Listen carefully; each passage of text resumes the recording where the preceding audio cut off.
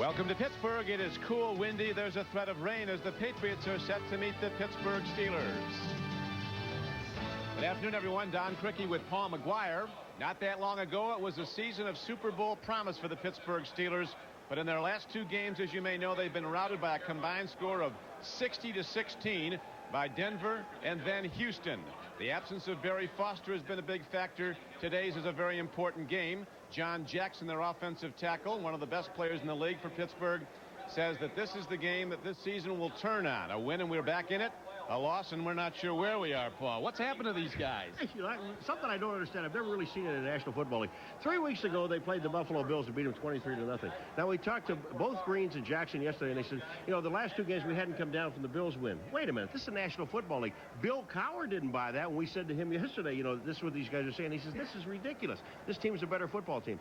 Barry Foster is not in this team. As far as offense is concerned. Take a look at what's happened to the defense in the last 2 weeks. Those are the guys on the right. But the most important thing about that is look at the interceptions at the bottom. Only one in the last two games. Meanwhile, the New England Patriots continue as the losing team that no one wants to play. 7 of their defeats by 4 points or less.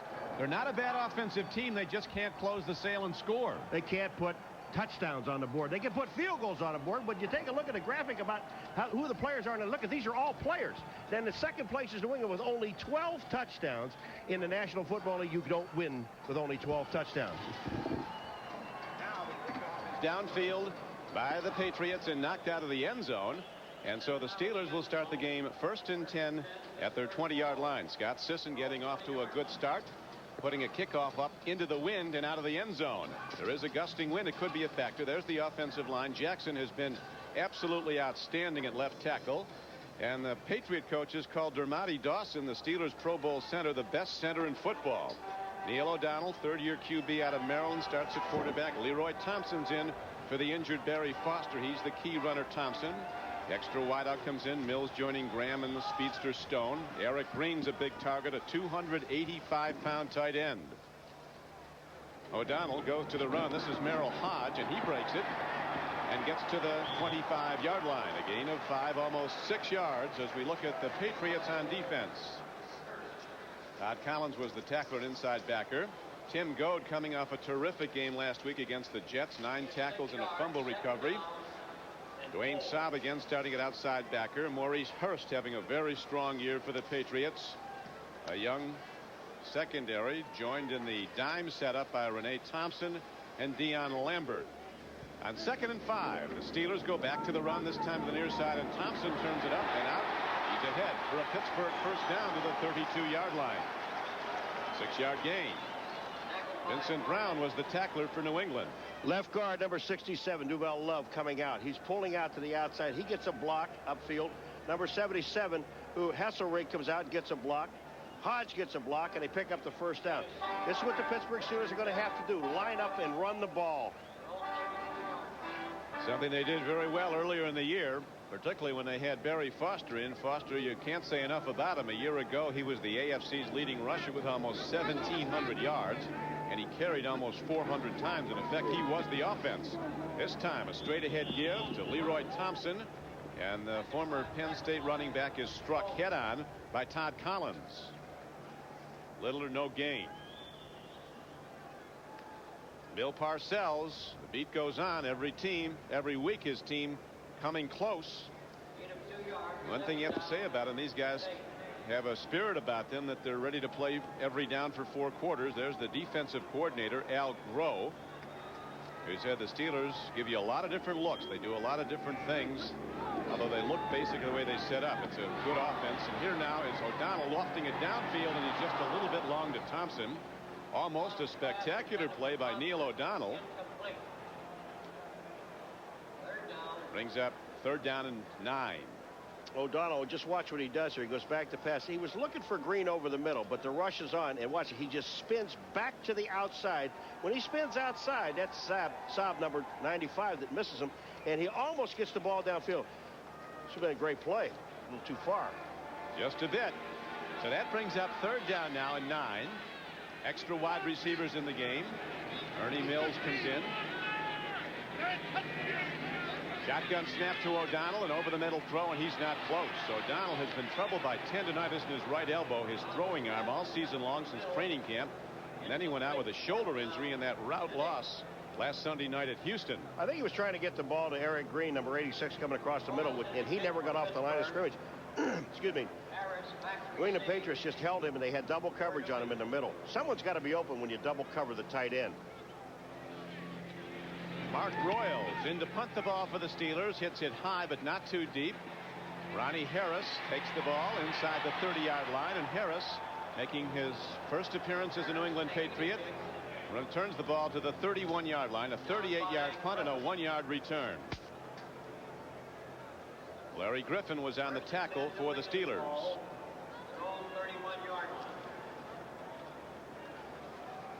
Penalty marker down, stopping the clock with 12:43 to play in the first quarter.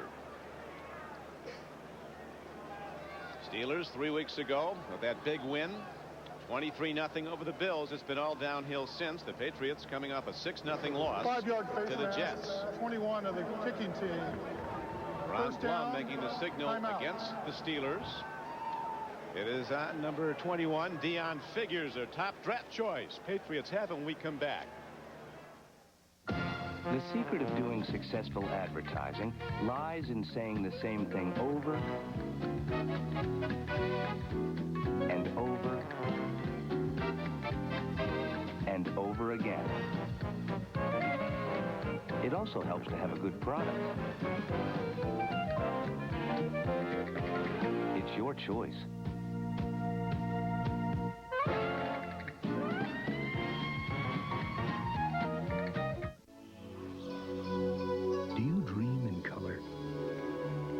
Bottomless blues and screaming yellows, in sounds that shake you to the bottom of your heart, in images clear as crystal and brilliant as ice, in faraway worlds as close as your fingertips. These are what dreams and Sony Trinitron televisions are made of. Make one come true for you. It's your life. Isn't it worth a Sony? With ITT Financial Resources, ITT's automotive division developed traction control, engineered advanced wiper systems, and pioneered anti-lock brakes. And we plan to invest $2.7 billion in the next 5 years to make cars even safer. If you've never thought about who makes the parts in your car, maybe it's time you did. ITT. We're adding more than just our name. Drew Bledsoe, the number 1 draft choice in the NFL last April, getting more confident every week when we talk to him. And he really feels now that he's got in sync with his offensive blocking. This is a good offensive line. Armstrong and Harlow having standout years at tackle. Mike Arthur in its center today. Bill Lewis was hurt last week. Evan Turner and Leonard Russell, 2 big backs, not a lot of speed, but Russell coming off a career game, 147 yards last week. Yeah, Turner's an excellent blocker. The Patriots first play from scrimmage. Leonard Russell. He knows the Steelers will be hunting the football as he protects it with both arms and takes it ahead for 2 yards. There's the Steelers front 7. Kevin Green is a player to be watched. Number 91, the former Ram. He's a good time sack master. Levon Kirkland coming out at inside backer. Greg Lloyd is the best defender, a Pro Bowl outside linebacker. Some people think Rod Woodson is the best player in the NFL at any position, but he hasn't been the last 3 weeks. No, even Parcells said it when he saw me. He said, you know, he hasn't had that Pro Bowl just the last couple of weeks. He hasn't played like a Pro Bowler. Bledsoe, good play fake, buys some time, fires downfield, but that lightning arm has too much lead on the pass. It's incomplete, and that brings up 3rd down and a long 8. Trying to get the ball down to Michael Timpson, the only man he could find with one-on-one coverage, and Timpson was coming across the middle, but he couldn't shake the defender, and the ball's thrown too far outside to the left of the screen. He's looking for Timpson now, and he sees him breaking right here, but the ball is too far to the outside. There's the one-on-one coverage by D.J. Johnson. Couldn't get the ball there. Pittsburgh has to win this game on defense today, Kirk. I really believe that, because the offense has not looked well at all. They didn't on that first series. 3rd down. Bledsoe stands in. Again, they give him time. Here's a throw downfield, and it skips off the hands of his receiver, Vincent Brisby. was where it had to be. Even Brisby, who's a good-handed receiver, he made some great catches in the rain last week. Can't come down with it. Well, I think Gary Jones, number 25, got in his way. He's a six-back on a dime situation. And Gary Jones went up in the air, and Brisby lost sight of the ball at that time. The ball goes right through his hands. Rod Woodson is back, anticipating the punt of Mike Saxon of the Patriots. Pittsburgh about to get the ball for the second time in the game. They're coming with a full rush. Saxon hits it very well downfield. Woodson inside his 10-yard line. Beats the first wave, and Rod Woodson turns it out of bounds at the 22-yard line. Woodson had 7 interceptions in the first 6 games this season, but he hasn't had any since. A 57-yard punt by Saxon and a 12-yard return by Rod Woodson. You know, you were saying that they had a full-scale rush on the punter that time. The one thing with Woodson back there, you can block guys one-on-one downfield and let Woodson run with the ball. He can fake people out. He's got great skills back running punts back, which he loves to do. So you really don't have to have a whole lot of blocking for him down there. You can go after almost every punt. Deion Figures almost got to it. The Steelers now have 2 tight ends in the game. Adrian Cooper joins Eric Green. Power set. Lone back is Leroy Thompson. He gets the ball, and the marker comes down as Thompson is taken down hard at the 25-yard line. A lot of people left too soon for the Steelers. They're in a hurry. Make haste slowly. Leaving before the snap. Ball start prior to the snap. 72 offense, 5 yards, repeat first down. Bill Cowher in his second year last season. He led the Steelers to their first division title in 8 years as a rookie head coach. They were 11-5. This has been a troubled year for Cowher and the Steelers, and as we pointed out, a pivotal game today as they come in 6-5 and 1 game behind Houston. The Oilers hooking up with Atlanta right now at the Astrodome. Oilers on a 6-game win streak. O'Donnell takes a look, eludes the rush of Gove. Neil O'Donnell ran a run, and they run him out of bounds. Mike Pitts thinks the better of hitting him as the official was ready to throw a personal foul flag. I'm sorry I jumped in, Greg, but I saw Graham, number 81, going beyond the defensive back, and I mean, he was gone. O'Donnell couldn't find him. He's on Rod Smith. Watch this. When Graham, here he goes. He's beyond. He's like, from there it doesn't look like it, but it's 10 yards beyond, and he sees O'Donnell going out. All O'Donnell, if you can see him downfield, just throw the ball as hard as you can. O'Donnell comes in completing 58% of his passes, 9 for touchdowns, thrown 5 interceptions, a quarterback rating of 83+. Green, the tight end, goes in motion. The run is by Leroy Thompson, and the Patriots, who've been 25th out of 28 teams in stopping the run, put the big stick on. They've been shutting it down. I don't care how good or how bad a quarterback you are, you cannot throw the ball unless somebody blocks up front. This offensive line has really not blocked well at all. Every time that Neil O'Donnell's gone back for a pass where he wants to set up, he's been rushed. He has to avoid the rush, and it's really hard to find players downfield. And that time, the offensive line didn't block anybody. And now he is forced with a downfield throw as third down comes up, and the Steelers need 18.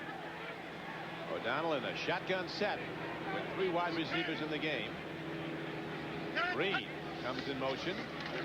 Here comes the rush again. O'Donnell triggers it to an open man. Hodge is ahead, and he dives very close to a first down, but he did not get it. He needed 18. He got 17. Vincent Brown getting there in the nick of time to stop the Steelers and force another Pittsburgh punt.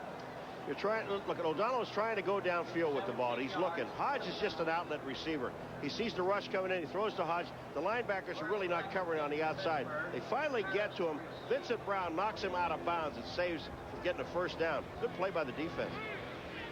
A very good play, and almost a first down, but Mark Royals is into punt again. Hits it now into a swirling wind. Ronnie Harris comes up on the ball, fields it inside his 35. He fumbles the ball. And the Patriots get it back. David Bavaro comes up with the ball. A near miss for the Steeler coverage team. Hi, Super Dave Osborne here, getting ready to roll across the country, singing the praises of these great-looking Hager wrinkle-free cotton pants. You know the ones, 100% cotton, wrinkle-free, out of the dryer, no ironing. I'll be covering more than 25,000 miles wearing these beauties. So come out and see me. I just wonder if Hager knows they're paying me by the mile. Uh-oh. Hager wrinkle-free cottons. 100% cotton, 0% wrinkles. They're still not wrinkled. Ever wonder why a hamburger costs $10 in Tokyo? Or why a cab to the airport there runs about $120? Or why their luxury cars seem so expensive, especially when compared to the Oldsmobile 88 Special Edition, which, even with air, automatic, cruise, tilt, anti-lock brakes, and dual airbags, cost just $19,995? It's your money. You don't need an invitation, ain't no black tie affair. Life is just a party, all your friends are there. Don't just raise the glass, come on and take a look. When America parties, it cooks. Had a party going since 1859. Toasted decks, alcohol, and old Latin signs. When you do it this good, you better throw away the book. When America parties, it cooks. When America parties, it cooks. The NFL on NBC is brought to you by Oldsmobile. By Sony, the official video electronics company of the NFL. By ITT. When it comes to building businesses, at ITT, we're adding more than just our name. And by Head & Shoulders and Head & Shoulders 2-in-1. Because great hair can't have flakes.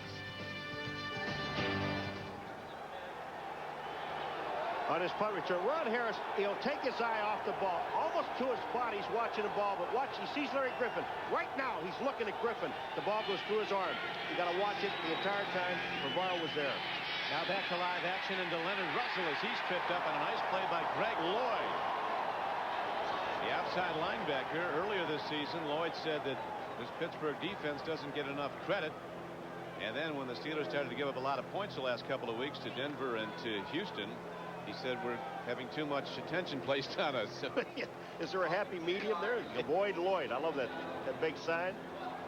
Don't try to run wide on Lloyd. You're not going to make it. Out of Fort Valley State, now in his 7th year, 3 times a Pro Bowl player. Bledsoe coming off a very good performance against the Jets. In the wind and rain at Foxborough, Donald Evans, the right end, might have jumped. Donald Evans jumped, and the only reason that they blew the whistle because he didn't touch anyone when he jumped. 66 but he had a free shot at the quarterback. I mean, unabated towards the quarterback. Play was blown dead. Yeah, but what I'm saying is they'll blow the whistle. See, if a defensive man goes offside, he doesn't touch anybody, they don't blow the whistle. But if he's got a straight shot, now watch, he goes through, and he really doesn't hit anybody here. But he has a direct shot at the quarterback now, so that's why they blow the whistle. They don't want the quarterback to get harmed. That's why you're up here. Once again, I identified the obvious. He was slightly offside. 5 yards worth. Second down. Bledsoe stands in, swings it out. On the run is the fastest back, Corey Kroom, and he crashes out across the 40-yard line and out to the 43-yard line. Darren Perry, number 39, a free safety from Penn State, who's been a real good player for the Steelers, makes the tackle, but he does it 19 yards downfield. Yeah, this screen is designed to run to the left-hand side, and they're going to catch Lloyd, number 95, inside. You see Lloyd there? He is to the inside. Pat Harlow doesn't block him, but he forces Lloyd to go inside. Kroom goes to the outside. They pick up the first down. Bledsoe hit 10 of 18 throws in 68-mile-an-hour winds last week at Foxborough. Was intercepted once. Some felt it was his best game. You can just see the confidence rising in this kid when you talk to him. Walks a long ball. He has an open man. Michael Timpson has the defense beaten, and he is down inside the 10-yard line. He beat the All-Pro Rod Woodson. So Timpson, who had that critical fumble near the end of the game against the Jets when the Patriots were driving for what looked to be a touchdown that could have won the game, he fumbled it away, but this time he's on a 50-yard play. One-on-one coverage. Now, Woodson is always going to cover the fastest man. This time, Timpson just runs right by Woodson. Woodson is looking in the backfield because there was a play-action pass. Bledsoe did a very good job of disguising it, hiding the ball, and then got the ball downfield. They're inside the 10. First down and goal from the 10-yard line. This is where the Patriots have had problems closing the sale. End zone throw, and it's broken up. But penalty markers come in. Kevin Green, a linebacker, was covering Kevin Turner, a running back for the Patriots. There's a whole lot of pass interference. Kevin Green knows he doesn't have a chance. All he does is stick his arms up. You can't put your arms up and wave in front of the receiver.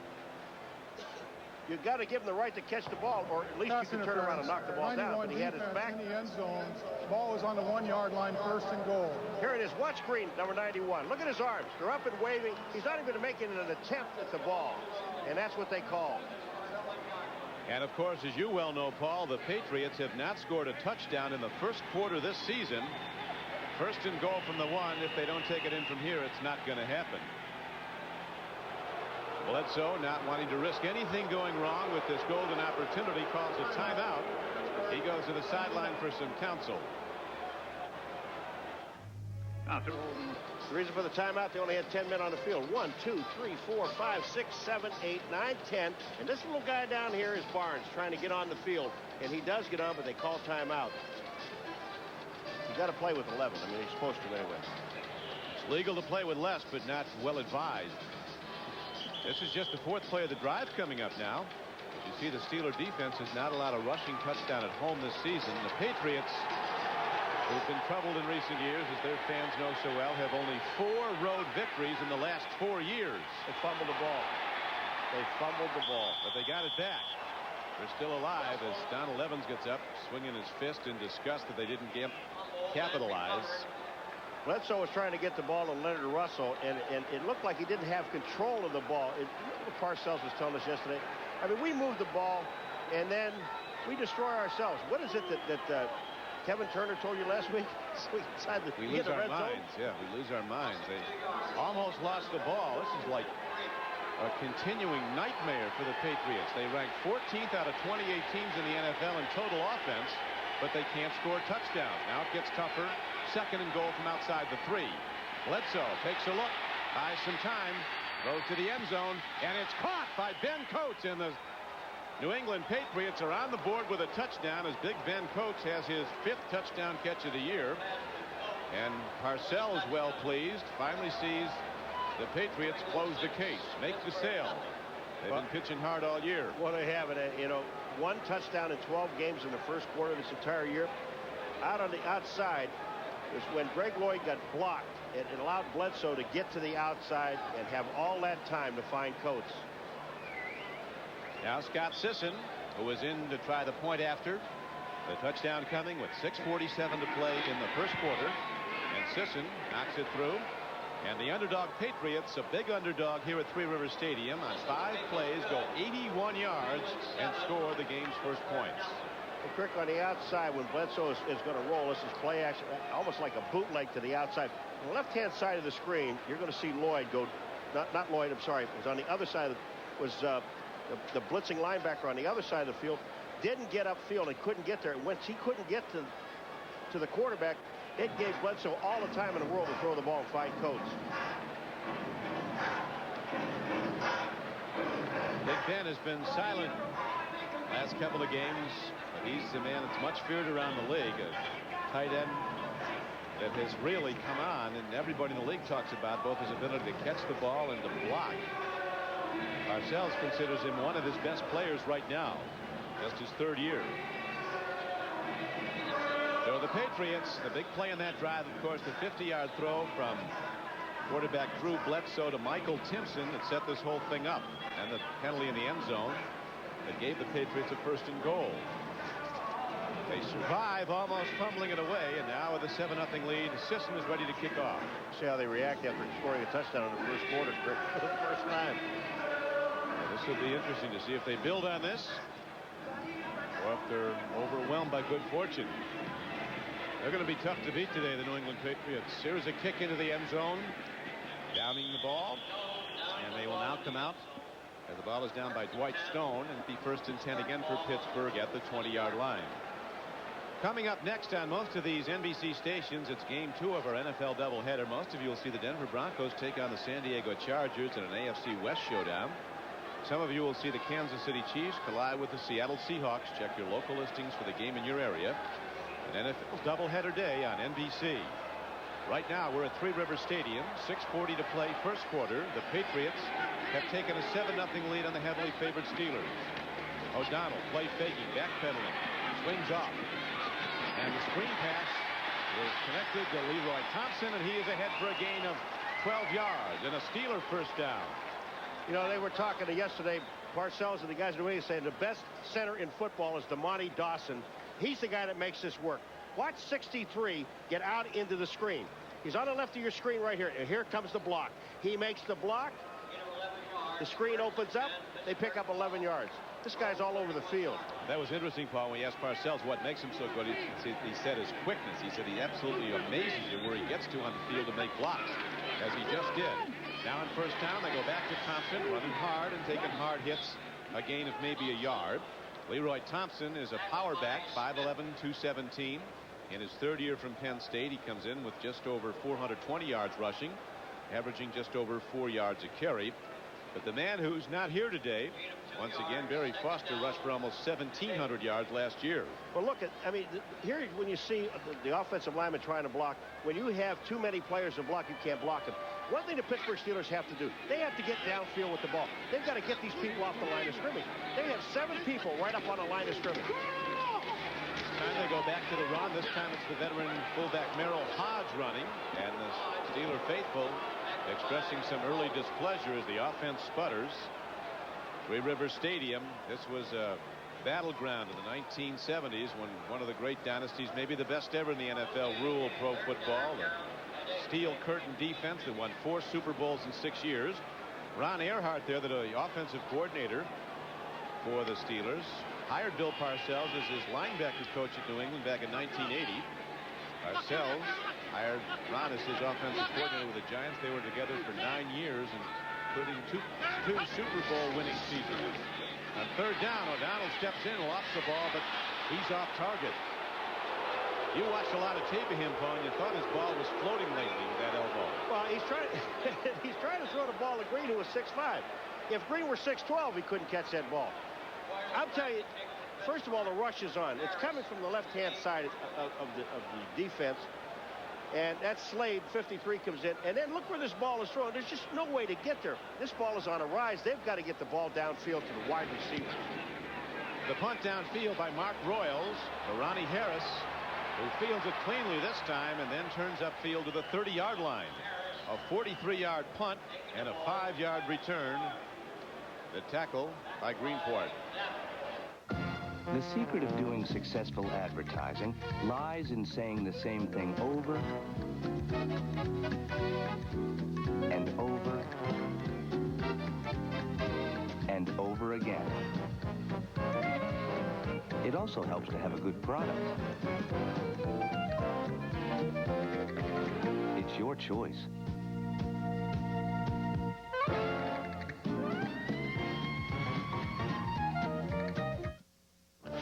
Skill FlexiCharge cordless tools all share the same battery pack.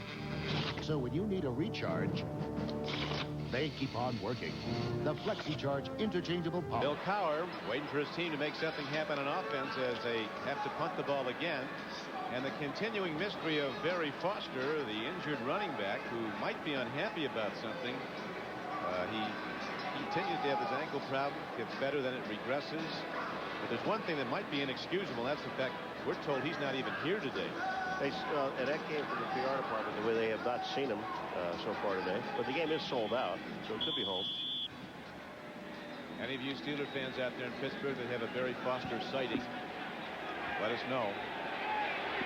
Barry might be kicked back in that easy chair. First down and 10 for the New England Patriots. Once again an offside. Bledsoe stands in, hits an open man, and out to the 48-yard line he goes to Michael Timpson. Darnell Lake was covering. You know, I asked the guys yesterday at Pittsburgh, I said, any problem when you've never seen a quarterback before, you've never seen his tendencies, you don't know what he does except for on film? They said, we don't really think so. I'm going to tell you what, his cadence is different. You've never heard him before. It's offside against Lloyd, number 95. You don't know any of his tendencies. You've never heard his voice before, so you don't get the inflection in his voice at all. And these things are important.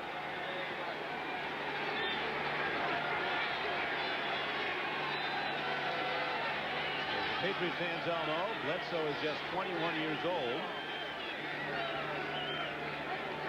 Very personable young guy. He handles it well. The fame and the fortune that's come to him as he gives off to Leonard Russell, who handles that football big time, game after game, pounding it out. A 235-pound runner out of Arizona State, tackled by Levon Kirkland of the Steelers. I'll tell you something. I'm looking at this defense, and they're running all over the place. They're not even set, and you're going to see D.J. Johnson, number 44. Look how far inside he comes. He can't even make the play. He's not even in the picture now.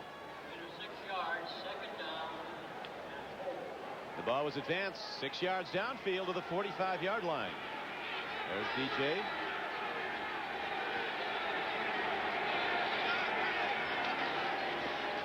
Again, the Patriots go to the run, and again, Leonard Russell responds with yardage. First down yardage. He took a hard hit at the line of scrimmage and then broke it for a first down, and this crowd has turned on the Steelers at the moment. They really have, and the one thing about that you never really see with the Steelers is when someone's running the football, he's on the ground. Somebody puts him on the ground. You take a look at Russell that time. He ran, and about 4 hits on him, and he never went down.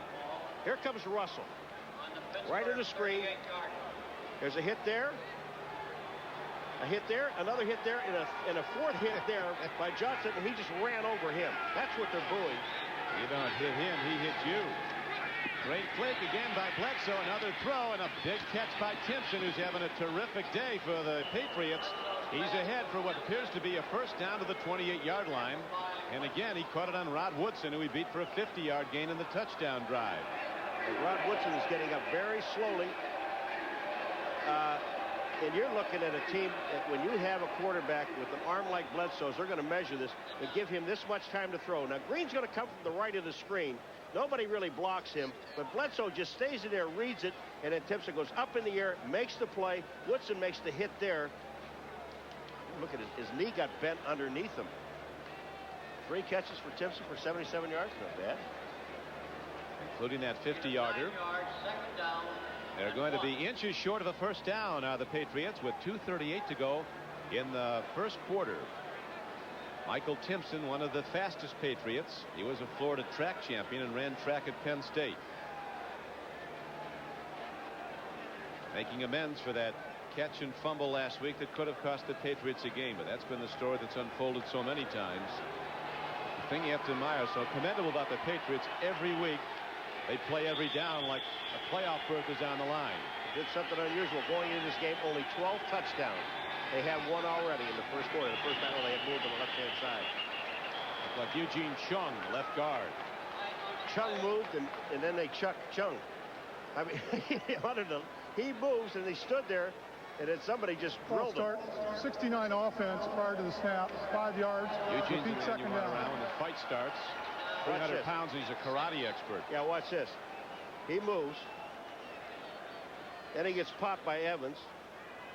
Evans popped him one more time. I mean, this is the story of this team. You know, they were second in inches, where you can run everything you want in your arsenal. Play action, screens, anything you want to run. Now you go back to 2nd and 5 again. Bledsoe making sure that his alignment is right as he gets Timpson positioned in the slot left. Bledsoe with a timing throw. Brisby's going for it. He comes down with the ball. Another thing of beauty. All the way down. That is Vincent Brisby all the way down to the 5-yard line. A 28-yard gain on the play. Can I ask you something? You know who they're picking on for this first quarter? Rod Woodson. Supposedly the best quarterback in all of football. Cornerback, not quarterback. Rod Woodson, number 26. And they are beating him like a drum. And remember, he is one-on-one coverage all the time. Brisby, look at this pass over the shoulder. Can't be any better. I mean, the coverage is there. Unbelievable. Leonard Russell down to the goal line, and he's in. And the Patriots, who've not scored a first quarter touchdown in 11 games leading up to today, have now knocked it in twice in the first quarter. But we have a blowout on our hands at the hands of the Patriots. People here were talking yesterday blowout by Pittsburgh. A lot of people talking that. Not so. This New England team been trying to put it together for 12 weeks. And so far, just so far, we're only in the first quarter, folks. But so far in this game, it's going to put 14 points on the board in the first quarter. And there's still 1:44 to go. Yeah, Simpson out to try the point after. It is up, and it is good. And with 1:44 to go in the first quarter on the touchdown run by Leonard Russell, 6-play, 65-yard drive, boos cascade down at the Steelers, with the Patriots riding high as they're up 14-0. Russell just, I mean, this is just a straight handoff. Blocking on the left-hand side, Chung and company. Turner gets a good block, 34, and watch this. He is hit at the 4-yard line and just takes him right into the goal line. Kenny Davidson is the guy. Here it comes. Look at the line of scrimmage. Davidson, 64, is one of the guys who's going to get a hit here. But the blocking is just superb, and Russell does the rest by himself. Leonard Russell getting the job done, his 4th touchdown of the year. And so again, Scott Sisson's ready to kick off.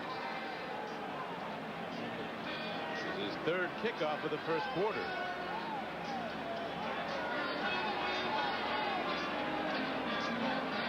Rod Woodson, who Sam White, now the coach at Tampa Bay, once called the most dangerous kickoff and return man I'll ever see. Back deep. Woodson, another track man, a standout at Purdue. Here is a spinning kickoff that'll carry to the goal line. Here comes Rod Woodson. A little bit tentative as he meets the first wave of tacklers, as the Patriots are down there to get him. First Patriot down to make the tackle was Terry Ray. As we now look at the natural gas quarterback efficiency leaders, Elway, the top man in the AFC. Montana back in peak form. Number 2, followed by Esiason. Neil O'Donnell, the Steelers, is 4th. Bledsoe 13th, but he's rising. The number 1 draft choice that week after week more and more appears to be well spent by the Patriots.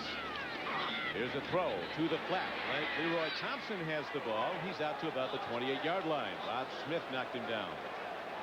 Rick, I got to show you something. I mean, Pittsburgh, when I'm saying they have to go downfield, there is a major problem here. And I want to show you the thing on a telestrator if I can about, look at this team. Look at here. You got 1, 2, 3, 4, 5, 6, 7. They're playing just 4 deep in the zones back here.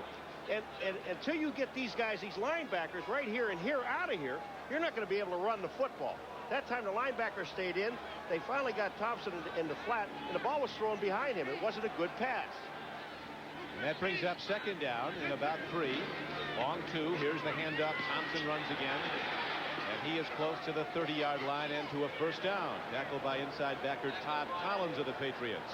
But you see what's happening when you try to go wide, you've already got a linebacker out there that's stopping it. When you try to come inside, now you've got the linebackers and the interior linemen forcing back into the outside from inside, and there's no place to run. You've got all of these people lined up alongside the line of scrimmage. Hodge is trying to get a block. The linebacker plays it off perfectly and makes the play. It's interesting, Paul. Bill Cowher, assessing his team after the loss to Houston, said our defense is not giving us any leadership. Our offense isn't making the plays. We're getting no spark from our kicking game. We're losing because we deserve to lose. Here comes a blitz. O'Donnell eludes it. Now Neil O'Donnell looking to run. Fires downfield. He gets it to Eric Green, and he's inbounds at the 38-yard line. I cannot believe he's inbounds. I'm telling you, his feet didn't come down. There was a blitz from the corner that overran O'Donnell. The blitz was on the corner. Here is the end of the play. Does he get 2 feet in? There's Green up in the air. 1, 2. That's his catch. I mean, that, you talk about concentration on the ball and on your feet. That was the 41st catch for Eric Green. He is the Steelers' leading receiver this season. Debbie, these shots are fabulous. Beautiful, Debbie. Better than the last time, Tony? Absolutely. It's my job to make sure people look good. A few weeks ago while doing test shots with Debbie, I noticed something. Dandruff. So I told her about Head and Shoulders. The Raiders right now 3-0. Houston a rising team with 6 straight wins. Big game, and the Steelers need big plays, and Merrill Hodge gives them one on this run as he is out for a 1st down carry out close to the midfield line, taken down by Vincent Brown, the best linebacker who's never been to the Pro Bowl. Hodge just gets outside. He's going to get an excellent block from John Jackson, number 65, at the end of the line. Now, whether this is holding or not, you can guess on this. But the block is there. Jackson gets the linebacker to the inside, no place to go, and Hodge gets back to the outside and picks up the 1st down. You know, when you're looking at those records with Pittsburgh 6-5, there are a lot of 7-4s up there, pal. There are that. I don't think this team can afford to lose a game. John Jackson, who's allowed just 1 sack all year, he shut out people like Bruce Smith and Leslie O'Neal. Leroy Thompson runs, ball's on the field, but apparently they rule he was down. Vincent Brown makes another stop. The Patriots' leading tackler had 13 tackles last week against the Jets.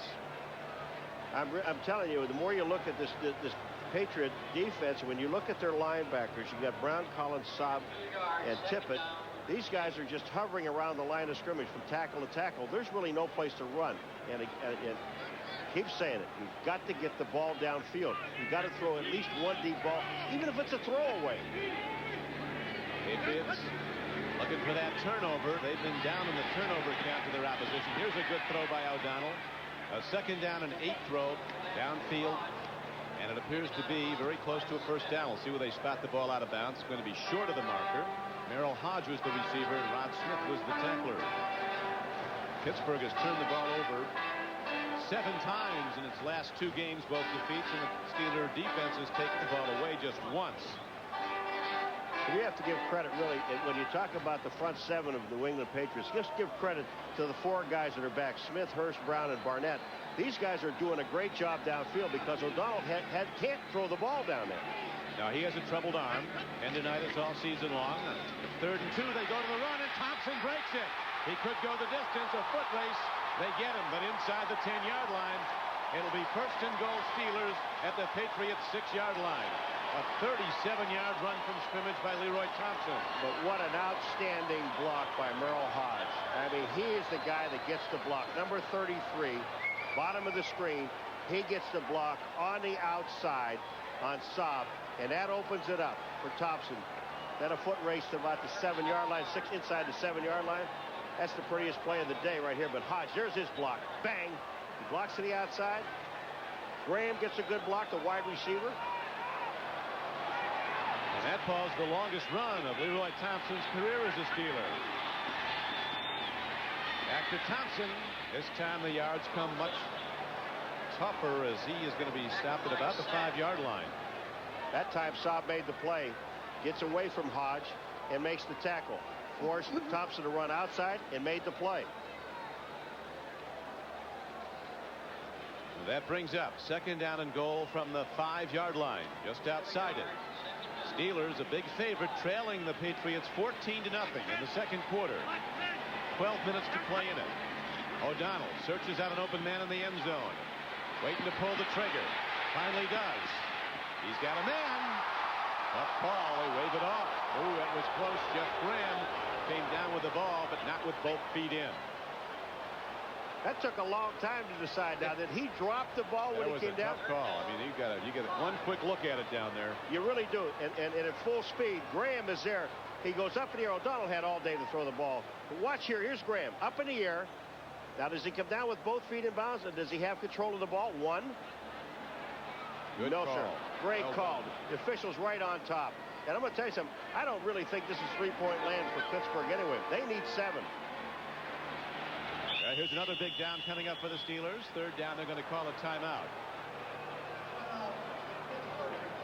So there's a break in the action with the Patriots in the lead. Oh.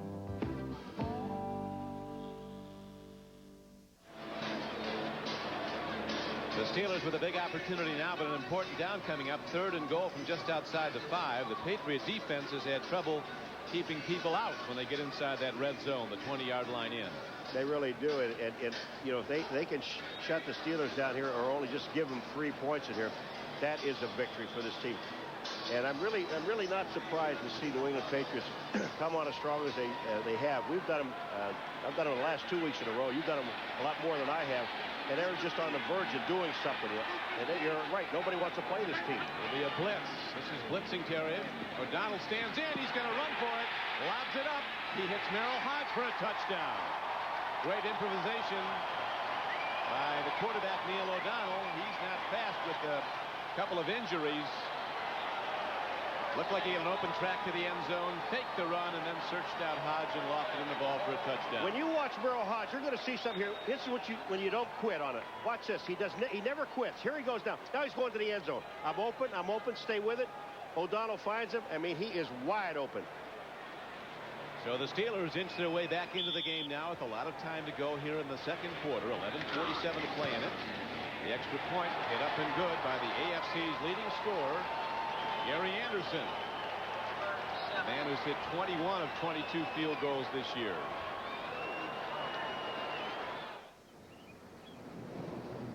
Shaving. Having quarterback tryouts out here. Next is the pass punt kick guys getting warmed up. Football's flying all over there. I'll wear Neil O'Donnell's number. He just threw a touchdown pass. The Patriots leading 14-7 with the kickoff return by Crittenden. He's out to the 20-yard line. Coming down to make the play for the Steelers. Quick, when you're looking, Perry. Excuse me, Paul. When you're looking at the last touchdown, here's O'Donnell. When it looks like he can run with the ball up here, there'll be a linebacker that's going to step in his face, and that's when he's going to hit Hodge over here, out and up in the flat here. So we'll take a look at it, and we're going to stop it in a second here. Here's where O'Donnell, he looks up, he sees, all right, maybe I can run. But if you just hold it right here, this guy right here is the guy that can nail him. So he looks over here to Hodge, and then throws it to him. Heads up play. Now the crowd kicks in here at Three Rivers. The handoff goes to Russell, and the Steeler defense, obviously ignited also, comes in to make a play for a loss. Chad Brown, a rookie linebacker from Colorado, and Donald Evans were on the stop. Donald Evans makes a sensational play. Donald Evans has the first shot, and then he misses it. And then at the end, watch who makes the tackle. Number 66 comes into the backfield. Right here, you see him?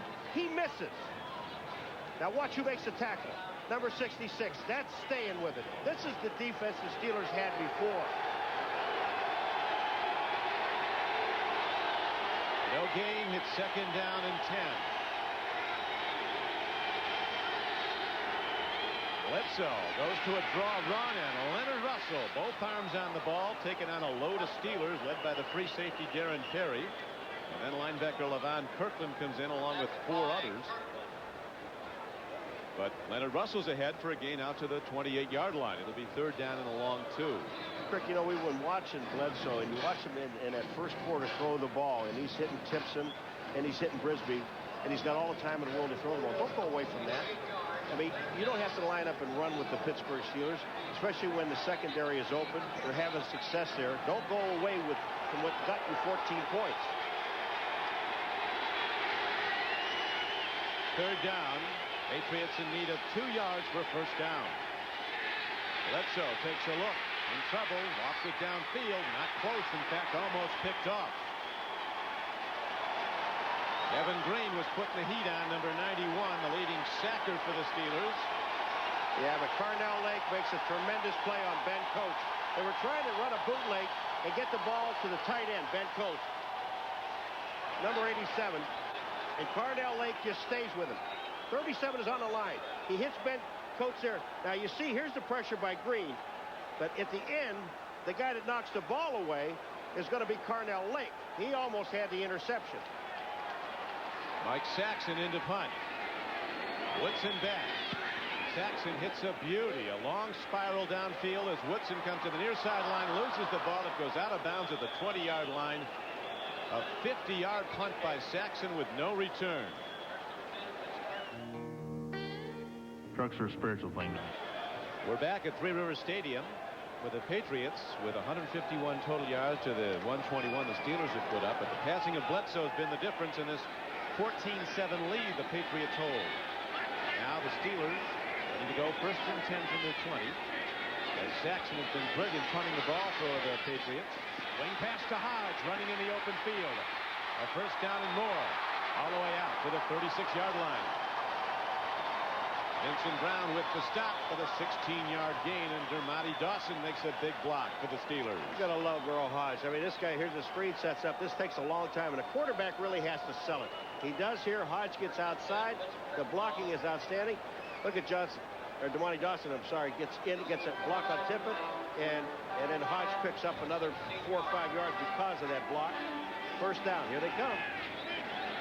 9:20 to go in the first half. Back to Merrill Hodge. Caught in the backfield. Somehow eludes the tackler. But an outstanding play by Dwayne Saab, who got a hand on him, slowed him down, and then there was a knockdown for no gain. That play they're trying to get outside, and Thompson is actually trying to block Saab, number 34, trying to block him. He gets away from Thompson, and then Hodge just dives to get back to the line of scrimmage. Should have been a 2-yard loss. Patriot offense waiting to come back in after putting up those 2 quick touchdowns. Steeler offense on the field has allowed 14 sacks in the last 3 games. The Oilers had 6 sacks last Sunday night in Houston. No sacks yet today of O'Donnell, and he's been under pressure as he is now. Downfield throw, broken up nicely. Coming over to make the play was Maurice Hurst, number 37, who is head coach Bill Parcells extols as one of the best corners in the league. All right, the problem with this play is this. The New England Patriots had a full-scale blitz on, and they picked it up. The Pittsburgh Steelers did right away the first time. But when it's picked up, he has to find a man open, which he didn't. They weren't open. You got to cut your route shorter. This way he's throwing the ball, and Hurst that's excellent coverage. Steelers fans calling for an interference call, but the official right there ruled that Hurst timed his breakup. And that brings up 3rd down and 9 for the Pittsburgh Steelers. O'Donnell in the shotgun. When you see a blitz like that, I mean, all the patterns have to be shorter. At snap, O'Donnell gets away, throws it out to Hodge. About 5 things went wrong for the Steelers on that, beginning with their pass blocking. Well, first of all, the snap from center. Coaches talk about pass offense starts with pass blocking. It really starts with the snap of the ball. It starts with the snap, which is bad. Not that far to get it. Well, he's looking downfield, and I blame that on the quarterback there, O'Donnell. Now he goes out and he throws it to Hodge. Hodge isn't going to go in because Renee Thompson is right there to make the stop, so they lose 2 yards on the play. Royal punts now for the Steelers, hits it downfield. Ronnie Harris is back deep. Looking to go, turning upfield, runs into his own guy. Not tough enough to get by the other 11, but your own guy's in the way. Deion Figures is credited with the tackle on after a 48-yard punt. Terry Ray's the guy he ran into, number 23. If you're not going to block, at least get out of the way. Next Saturday, take a break from your Christmas shopping with a full day of action here on NBC. First, Boomer Esiason and the Jets go into RFK to take on the Redskins. Then, who will win college football's most prestigious honor, the Heisman Trophy? Tune in live to find out this year's winner. And finally, the day concludes with the top triathletes from around the world testing their endurance at the Gatorade Ironman Triathlon. That's all next Saturday on NBC Sports. Leonard Russell running into people behind the line of scrimmage, trying to move the pile, but the Steelers defense, which seemed flat at the outset, has been ignited, and they're making plays. Darren Perry was the lead tackler. Eugene Chung did not get his block. Now, I don't know if it was Evans or not, but I know Chung didn't get his block. On the top side of the screen, number 69, as Chung is trying to get out. He can't. Lloyd hits him, hits Russell, and look at Chung. He's got Lloyd. He's wrapped him up. There should have been a holding penalty on Chung there, and then the defense comes up. They put him away. Perry is the guy that makes the play. Patriots looking to end a 6-game losing streak. Leading by 7. Second quarter.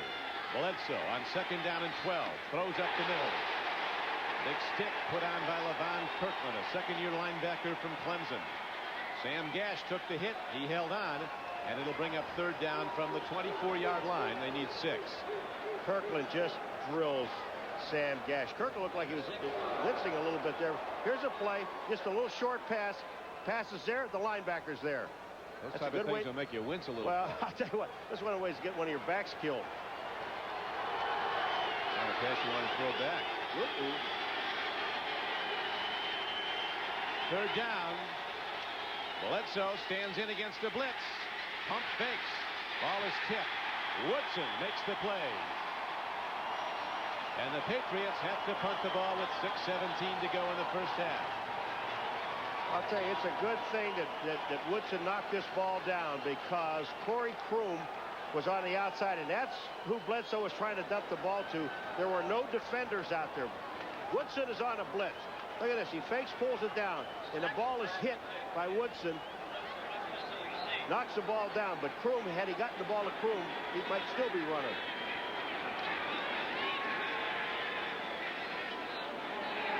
Here is Saxon, who's averaged over 53 yards in his first 2 punts. This time he's rushed and gets it away, and the Steelers will get good field position as the ball's going to be spatted out of bounds somewhere around midfield. So things seeming to turn now towards Coach Powers' way.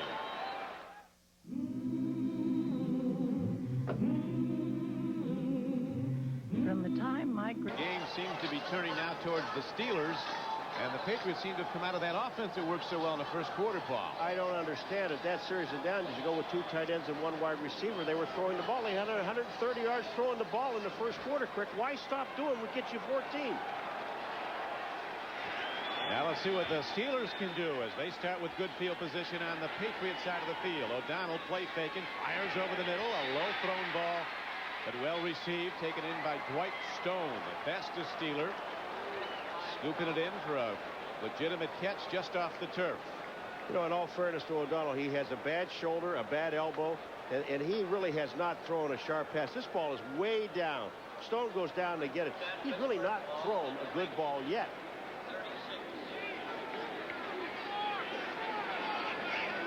But he moves the team to a first down on the last pitch, and it's a first down at the 35-yard line. Back to the run, Thompson. He is struck down hard as he gets to the 33-yard line. Tim Gold, the nose tackle, on the stop for Pittsburgh as the game clock now winds down to 5:20 to go in the first half. I've known Neil O'Donnell, Paul, since he was in high school, Madison, New Jersey. Play against my sons. None of my sons have come up with an $8.2 million contract. It'd be nice if or they anything did. close. Yeah.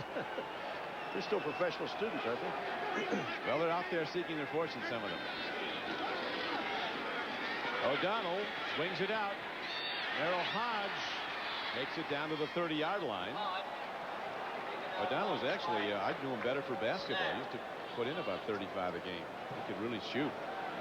Well, I'll tell you one of the things he's got to read. He's got to be reading his defense a little bit better than this, and realizing that this New England Patriot defense. Now they're bringing in their nickel and dime package, but this defense is still sitting up there with 7 men, 3 down linemen, and 4 linebackers. And they're saying to you, go ahead and throw the football because we're not going to let you run. Al Groh, the defensive coordinator for the Patriots, making the calls out to his defense as the Steelers now have 3rd down and 5 coming up. Here comes an all-out blitz. O'Donnell releases to an open man.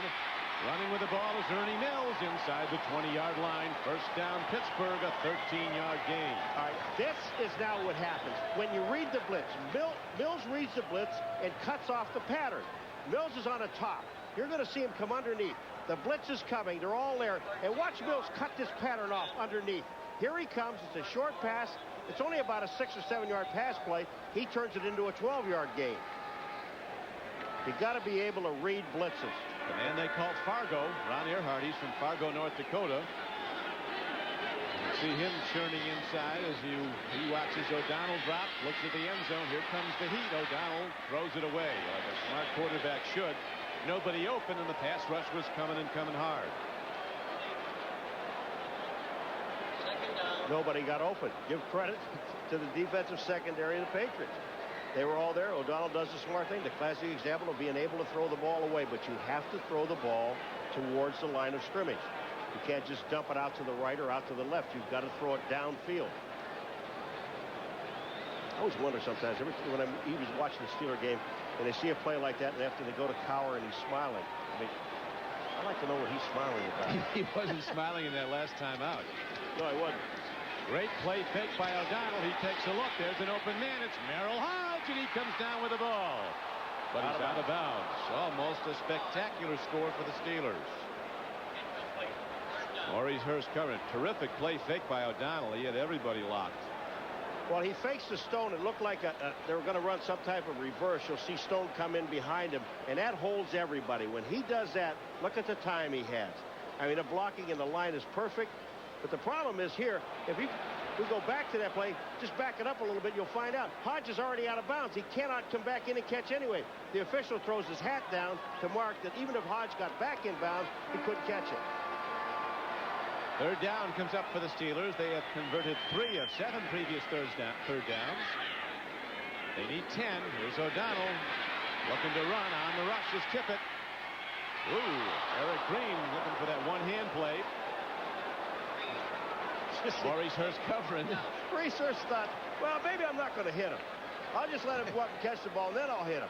I'm not going to hit him and make him mad. He was giving away about 110 pounds to him. Yeah, and about a foot.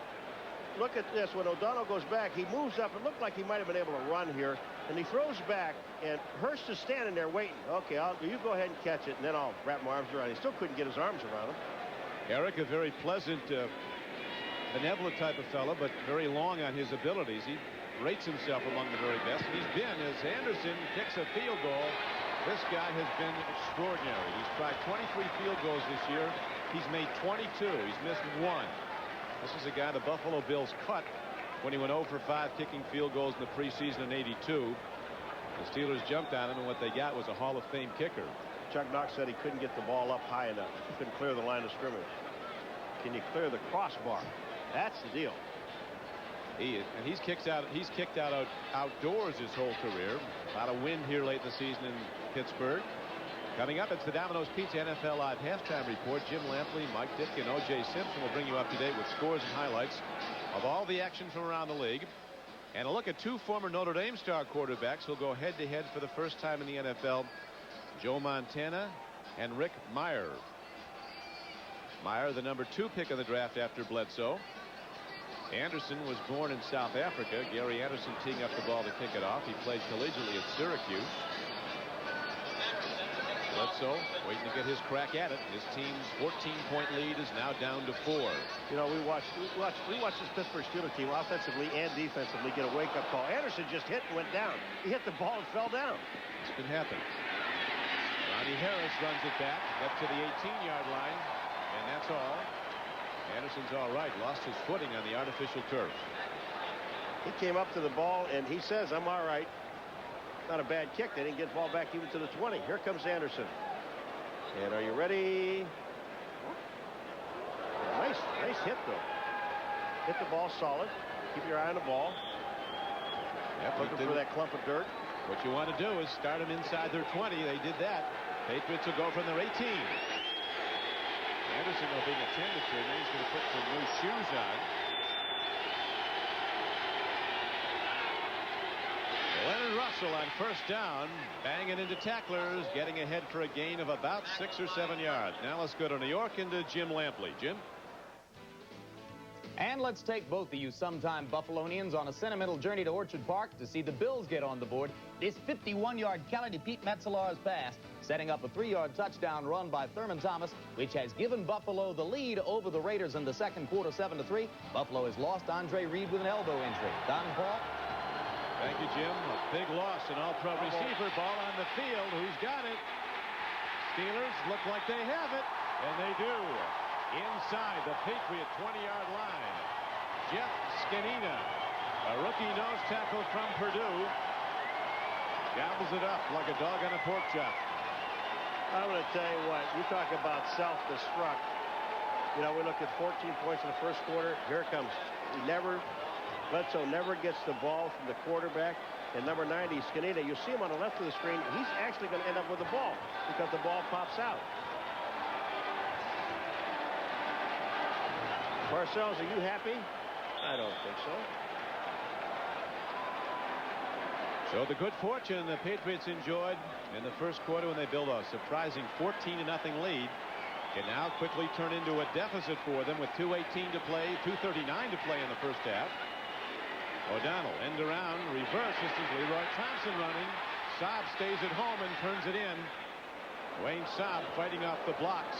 Fed the running back into the linebacker, Vincent Brown, for the tackle.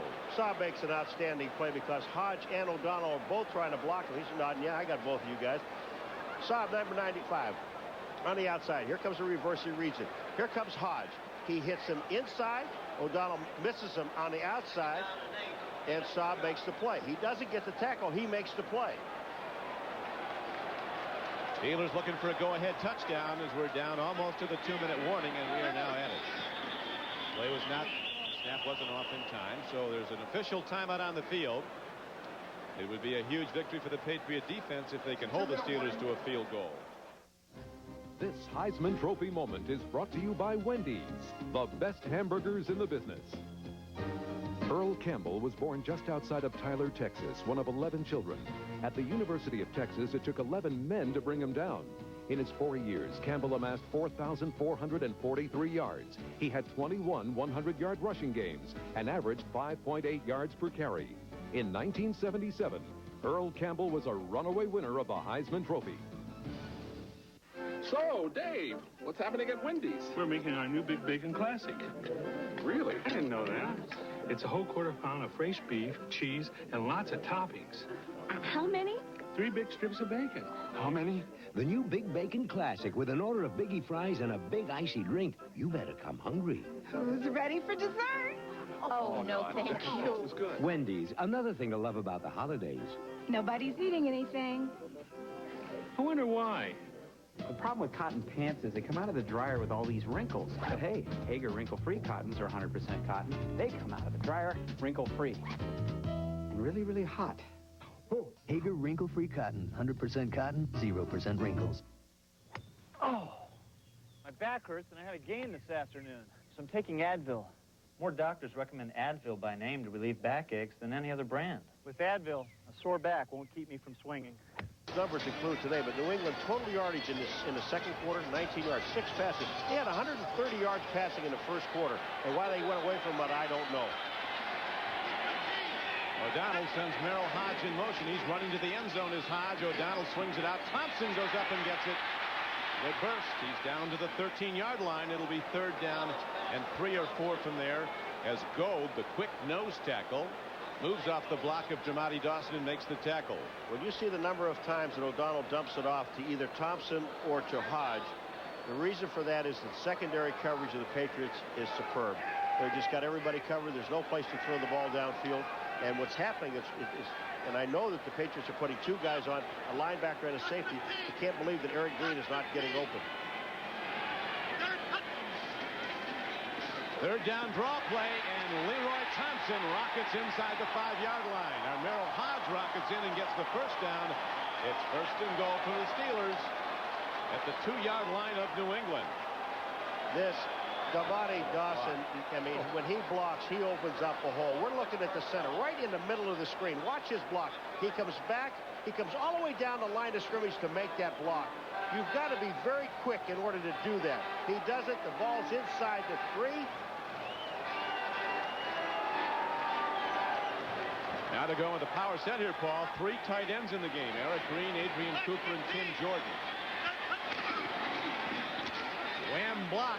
Tight end leads the block up the middle. The tuck And wham, but the Leroy Thompson run is shut down by Mike Pitts.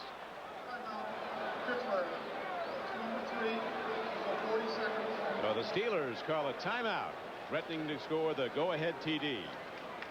That's what I did. I sat my son down, explained it to him, simple, uncomplicated. But have had virtually no offense in the second quarter. That guy 33 gives you 100% on every single down.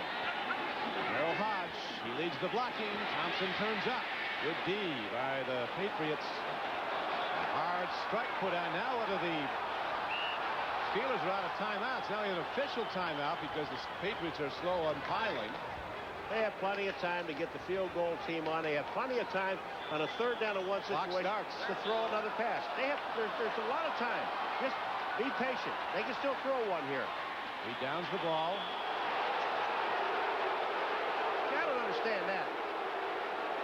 Spiked it on 3rd down. Has 4th down coming up. You've got a chance to throw a pass. You've got a chance to set up. You have 24 seconds when this whole thing started. The officials gave you the timeout to get yourself lined up. Now they're going to, now is it 3rd? It's 4th down. The markers say 3rd. That was, I thought, 2nd down. The scoreboard clock says 4th down. Maybe like that Missouri game where the coach said afterwards, our problem was we couldn't hold them on 5th down. It is now 4th down. They're going to go for it on 4th down. No timeouts left for the Steelers. Closing seconds of the first half. O'Donnell throws. Hodge catches. Touchdown, Pittsburgh. And the Steelers take the lead. Merrill Hodge, 2nd touchdown catch. You cannot let Hodge run out there by himself. I mean, I said before, this guy gives you 100% all the time. This guy is a favorite target so far.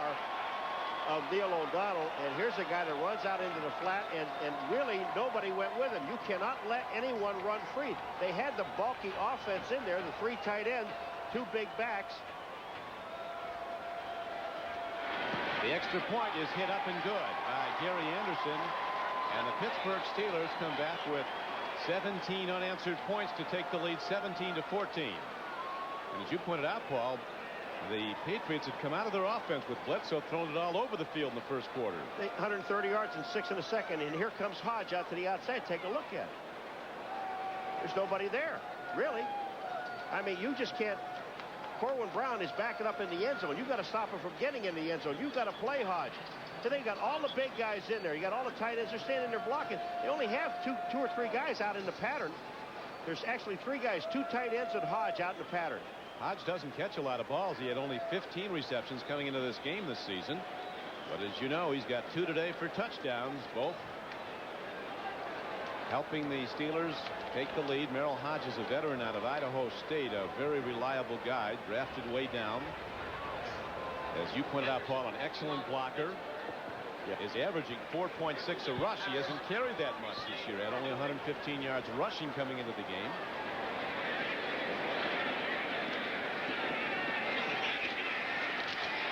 Off downfield, and the ball is to the 25-yard line. Time for one play, 5 seconds left. Let me show you the guy that really doesn't get where he's supposed to go here. You see this guy right here? That's David Bavaro. He has got to get himself out here to cover Hodge coming out of the backfield. Because here's Corwin Brown. He's going to end up back in the end zone. But Bavaro is the guy that gets held up by the tight end right here. Watch this. There comes Bavaro. And that's his man. Hodge is his man. He doesn't get to him.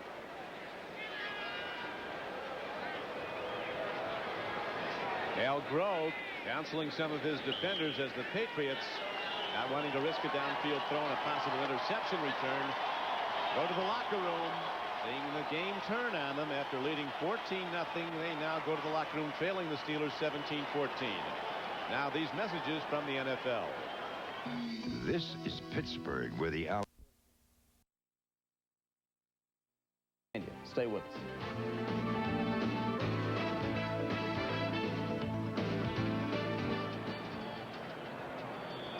We're set to go now. Second half kickoff coming up as the Pittsburgh Steelers, capitalizing on a fumble recovery by Jeff Scanina, take the lead late in the second quarter. Now the Patriots will open with the ball, and this is Ronnie Harris trying to break it. He's out close to the 30-yard line. A short kickoff by Anderson. As we look now at the halftime stats presented by Coors Light, the Silver Bullet halftime stats. Steelers coming back with a lot of offense. You pointed out, Paul, all that passing offense for the Patriots in the first quarter and just 6 yards in the second. Yeah, 130 of that passing was in the first quarter. They've got to go back and let the kid throw the ball. I'm saying Bledsoe, the kid. He did very well, and then they went to double tight end. Now they're coming out with 2 wides with Brisby and Timpson. They're going to let him throw. He moved the ball all over the field, did Bledsoe, early in the game, firing it like this. Here's a throw into coverage, and it looks like a catch. No, the ball is on the field, incomplete to Ben Coates. Looked like he had trouble getting the ball from center. Again, yeah, I thought he fumbled it again. In rushing stats in the first half, the Steelers, who are one of the best rushing teams, third in the NFL, averaged 5.1 a carry. The Patriots just 2.1. Oh, there's the snap. He bobbled the snap. I thought he did because he hesitated at the line of scrimmage, and then that throws off all the pattern, all the timing. That's Timpson, who caught 3 balls for 77 yards at the top of your screen. Bledsoe gets some time, throws it out way behind his receiver as the Steelers now seem to have sorted out their coverage. They kind of sleptwalked through the first quarter on defense. Now they've come back, are in position, and forcing Parcells' young quarterback to make some errant throws.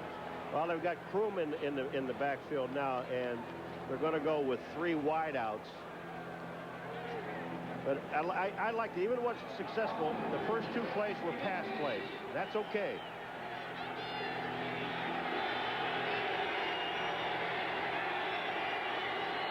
Bledsoe on 3rd and 10. Gets some time, makes a throw. It's a first down catch. On the run is the super fast Ray Crittenden. He's not done till he's all the way down to the 35-yard line of the Steelers. A 34-yard gain on the play. When you wonder why a guy like Crittenden is wide open, one of the fastest guys on his field, well, Figures fell down. Number 21, Deion Figures, is going to fall down. I've done that. Yeah, I know he fall down. Here he is right here. Watch this. He's down. He's not even covering. They turn it over to the zone, and that's Lake in the middle. They don't cover him. But again, New England throwing the football. Yeah, that's what you were saying. They got to come out with their full offense. So Bledsoe making a very big play there. That was a 3rd and 10 play as he hit for a 34-yard gain. Pump faking. Home run ball. Man is open. Too much on it. Simpson had the defense beaten, and Bledsoe was just a little bit long with his lead. Darren Perry, the free safety, didn't get back, and Woodson bites on the hook. And Bledsoe lets it go. A little fake, that pump right there, that's where the hook is. And then downfield, see number 39, Perry, he doesn't get there. That ball was just overthrown to Timpson. He bought the defense, locked him in with that pump fake, then had an open man and couldn't hit him. Now it's 2nd down and 10 for the Patriots. Bledsoe going to air it out again. Swings it out, threw it right to a lineman. Running with the ball is Kenny Davidson. And that's not off of the defensive end. Gets a room service interception. I hate to use that expression, but I'll tell you, he hit him right between the 6 and the 4. He really did. He was trying to loop the pass outside. It almost stuck there, didn't it? And when you throw that ball quick, you've got to throw it up over the defensive end. Watch where he throws this ball to Davidson. He hits him right in the numbers. Bang. Takes the ball.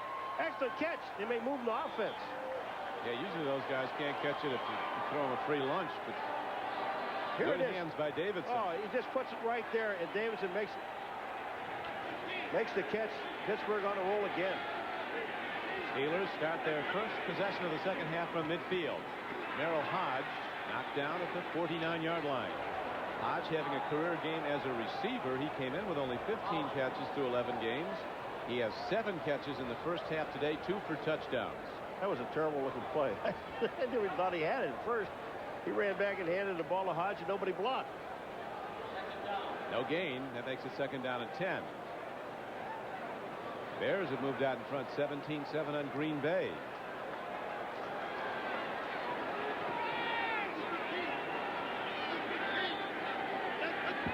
O'Donnell with a straight drop. Here comes the rush from Saab. Ball is not free. And Dwayne Saab loses it. Looks like the Steelers got it back. 2 or 3 Patriots had a play on the ball, and as they always do, they try to pick it up and run with it. Not just the Patriots, everybody, and you lose the ball rather than fall on it. I don't understand it. That ball, they only pay the defense to get the ball back. They don't pay you to run with the ball. Saab is the man that knocks the ball out. He comes all the way around from behind and makes a tremendous play on O'Donnell. The ball is out. Behind O'Donnell, you'll see Saab. But then when this ball is on the ground, watch what happens. You've got to dive on the football. Don't try to pick it up. Dive on the ball. At least Saab tried to dive on the ball, and the ball squirted out. But it is a substantial loss, and it brings up 3rd down and 19 for Neil O'Donnell and the Steelers as he gets time, throws to Hodge, and it caroms off his shoulder pads. So the Patriot defense stops cold the Steelers' first possession of the second half, and Pittsburgh's Mark Royals comes out to punt again. Al Groh's linebackers in position there to make some plays. And they're playing well. Again, there's no place to throw the ball downfield, so O'Donnell checks off and is going to throw the ball to Merrill Hodge, and that play would have only picked up maybe 8 or 9 yards total, and they needed 20. Ronnie Harris, who's been moved up from the practice squad, back to return the kick again. Well hit ball. Harris moves up on it. He's very fast. Nobody's fast if you don't have a block, and he's knocked down for a loss. Randy Cuthbert comes down to make the play. So, where's the boss today? Picked up his new car. On NBC is brought to you by Starter, authentic apparel and headwear of the NFL. By Smooth Bush Beer and Easy Drinkin' Bush Light. By Hewlett-Packard LaserJet and DeskJet printers. And by Pontiac and your local Pontiac dealer. We are driving excitement.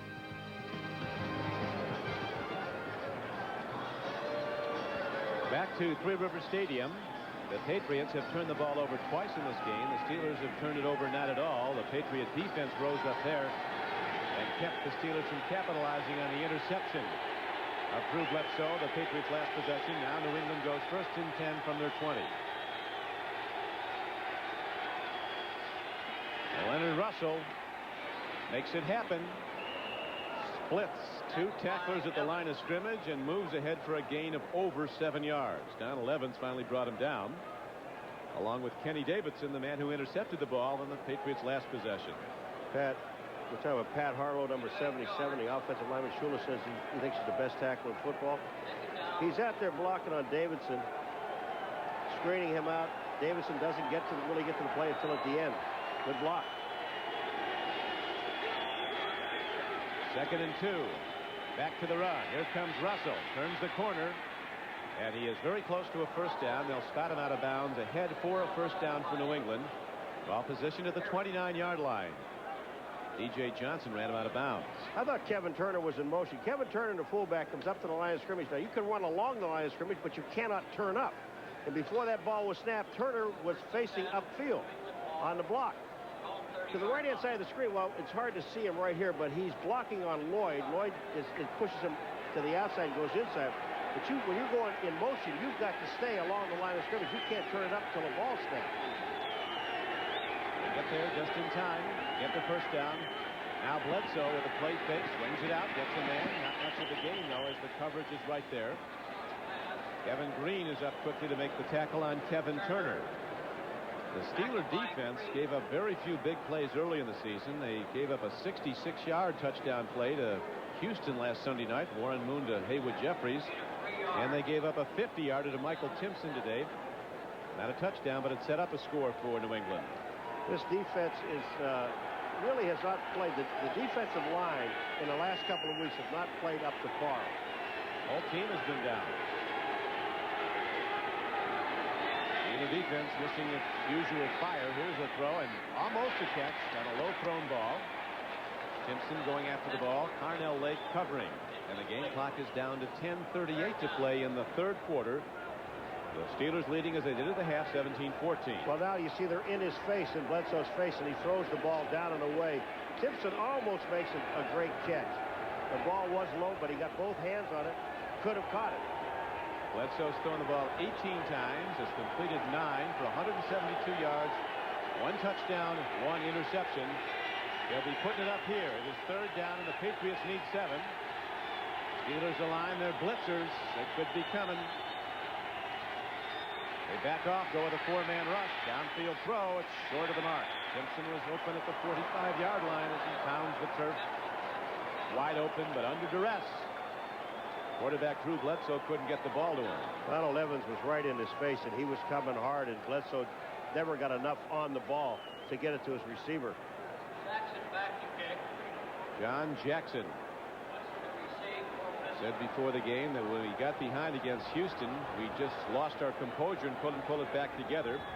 Today, the Steelers found themselves down 14-0 and came back to take the lead 17-14, where it stands now. Rod Woodson is back. Mike Saxon ready to punt the ball for New England. It's a low punt downfield. Takes a Patriot hop. Woodson on the 1 hop is taken down. Very good. The special teams play. Coming down to make the stop, Renee Thompson. Then you flip the hat. Game lineup is now official. It'll be a big day on NBC on January 1st, 1994. The IBM OS Fiesta Bowl with Miami going against Arizona. Leads off the day. Notre Dame goes against Texas A&M in the Mobile Cotton Bowl. And then at night, the national championship matchups, the Federal Express Orange Bowl, Nebraska versus Florida State. All coming up New Year's Day on NBC Sports. It's a rematch of the Cotton Bowl. I did that game last year. Notre Dame, Texas A&M. Right now, we go to another carry by Merrill Hodge of the Pittsburgh Steelers. A first down carry, good for 3 yards. Tim Goad stopped him. Notre Dame's that 2-point loss. That cooked them, huh? Hey, got to win them all. Florida State's going to win the national championship having been beaten by Notre Dame. How do you figure that? They're a better team. 3 yards, 2nd down. How do you figure that? Boston College was a better team the day they played Notre Dame. Florida State was lucky they weren't blown out. Notre Dame dropped 6 balls that should have been intercepted.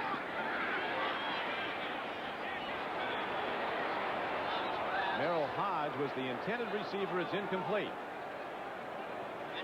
That brings up 3rd down and 7. Rick, I'm telling you, there's no place to throw the football. I'm talking about this secondary of New England Patriots. They have played a great football game.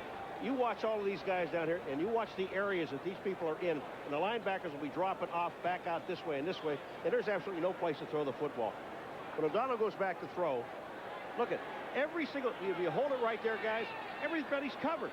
Here, here, here, and here. No place to go. Now O'Donnell might have changed out the play. A lot of confusion in the line. The lineman came up. The Patriots started coming with their rush on a 3rd down and 7 play that is diffused before it even begins with a penalty marker. Ball start prior to the snap, center. 5 yards, repeat 3rd down. Makes it a little tougher for the Steelers now. Instead of 3rd and 7, it'll be 3rd down and 12. Best center in football made a mistake. Roddy Dawson apparently came up before he snapped the ball and brought the rush with him. The offensive captain. 6 of these Steelers went to the Pro Bowl last January. Now they go with a flood formation. Wide receivers doubled at either side. They bring Graham in motion near side. He stays in the block and runs a delayed route, and he's going to get the ball. He's also going to get popped way short of the 1st down. Jeff Graham hit by Rod Smith. Eric Green hasn't done a whole lot. Eric Green hasn't been open. He can't get open, and they're covering him. I mean, he told us he's the best tight end in football, and the best tight end in football should be open. You hear that from somebody every week, though, don't you? Yeah, everybody we talk to, the best tight end in football. Johnny Mitchell, he's the best tight end in football for the Jets. These guys are so big, you don't want to disagree with him, right? No, sir, not at all. Ball is punted by Royals downfield. Johnny Harris holding onto the ball and weaving ahead for about 3 yards. And the Patriots will now take over. A gusting wind blowing through Three Rivers Stadium. Temperature dropping, could be in the high 30s at this point. Coming up next on most of these NBC stations, it's Game 2 of our NFL doubleheader. Most of you will see the Denver Broncos go against the San Diego Chargers in an AFC West matchup.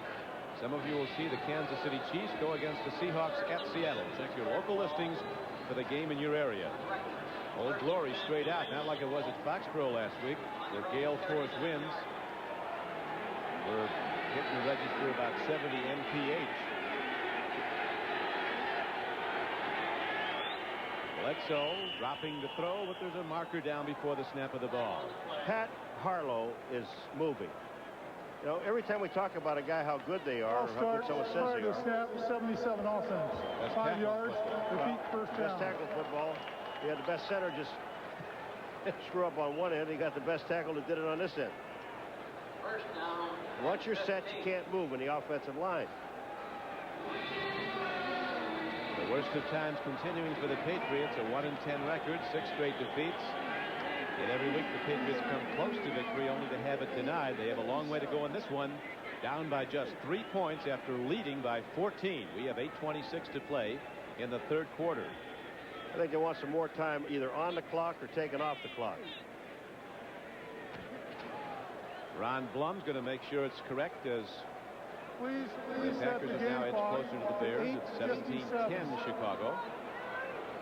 8:47, is that what he said? 57. 47. 27. We could do it like at the Hula Bowl. They have to get off at a certain time, so you leave with about 5 minutes to go on before 4 o'clock when you have to be off. There's 6 minutes to play, you come back, and there's a minute 30 to play. And then, after an incomplete pass, the cock keeps one, and you get off right on time. It's most amazing. It doesn't happen here, though. On 1st and 15, a throw by Bledsoe and a big play by Vincent Brisby.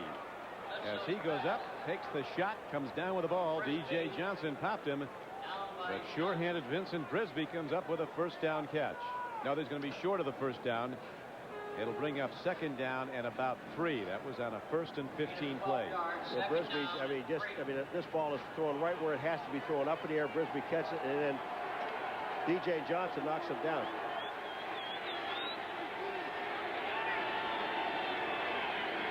Patriots have not run well, but Bledsoe's had some big throws. They try to get the run, and all they do is get back to the line of scrimmage as Leonard Russell is taken down by inside linebacker Chad Brown. This third quarter has been played between the 30-yard lines. They're just sitting back and forth like they're jockeying for position.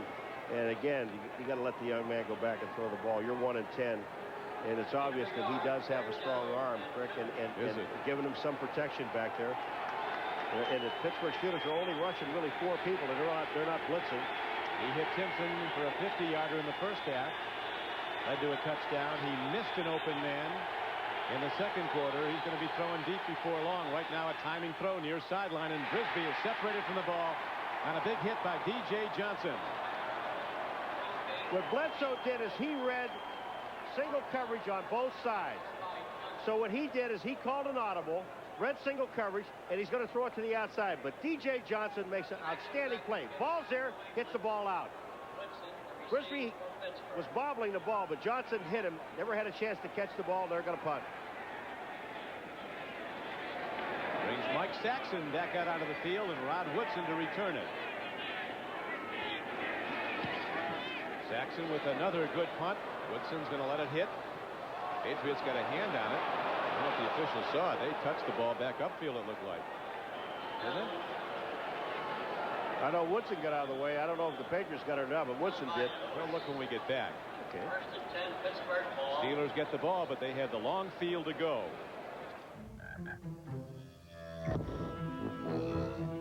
Other laser printers are still playing leapfrog, trying to reach the River Stadium, Don Criqui with Paul McGuire. It's clear that if the Steelers are to hold off the New England Patriots, they're going to have to stop Drew Bledsoe. He's been the whole offense, 148 yards passing. And they're doing a fine job in the second half, but in what they have to do, the Steelers now, they've got to get the ball downfield. McDonald's looking to do that. He swings it out. Johnson catches it. Well, that's not downfield at all. It's a loss of about 3 yards. See, downfield is beyond the line of scrimmage. It usually works that way. Thank you. I was just trying to help these guys out. You know, O'Donnell, you got to go like up and down, north and south. So the Steelers with a 3-point lead, now huddling in their end zone with 7:09 to play in the third quarter.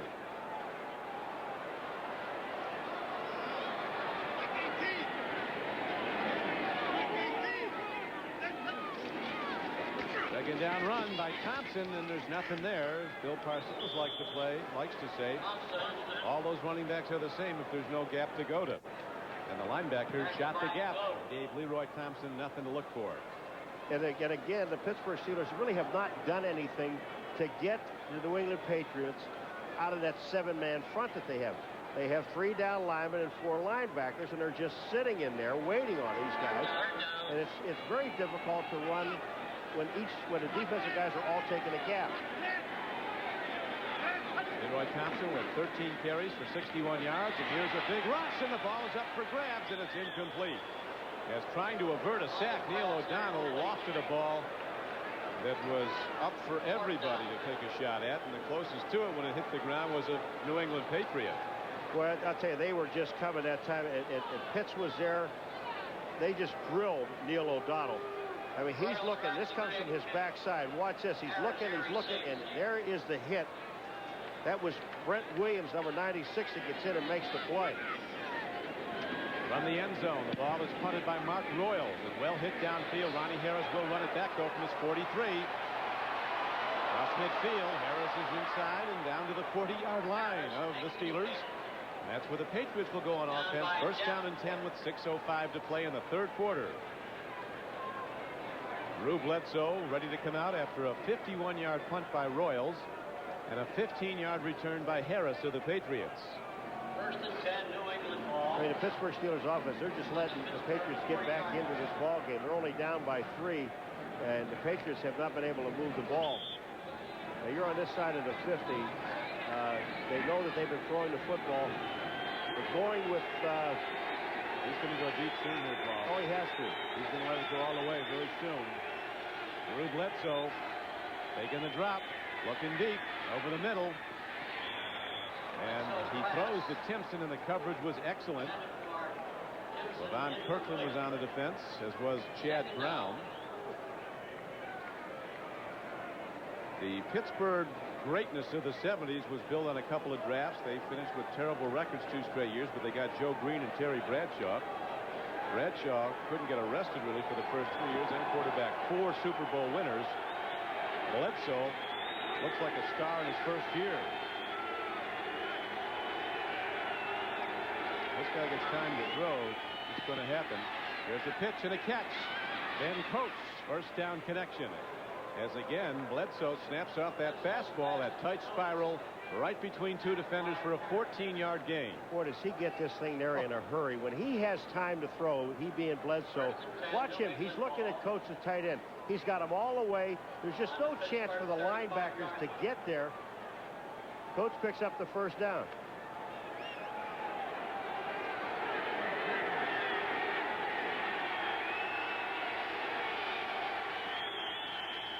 Evan Turner in motion.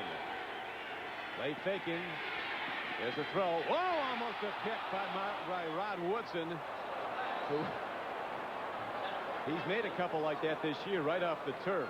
You want to see a guy that really gets a jump on the ball and reads this perfectly. This ball looks like it's going to be there for Timpson. And Rod Woodson, he just makes a play right now. He is on the ball, almost makes the catch. What great anticipation he has. You know, he hadn't intercepted the ball in a long time. No. He had 7 in his first 6 games, none since.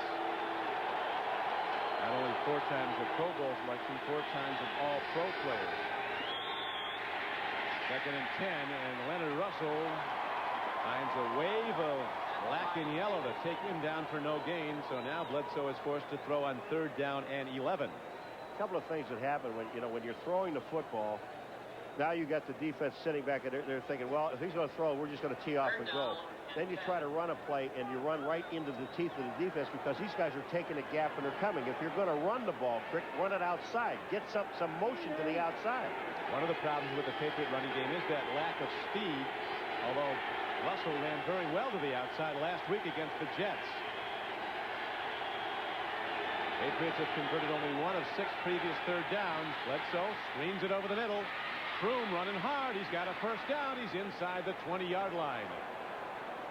Good offensive execution by New England as there's a 12-yard gain on 3rd and 11. This is an excellent call because what they did is they took the 3 wideouts and they run them off. And then Froome, number 26, the only guy in the backfield, this is a middle screen. He just sets up. The blocking is downfield.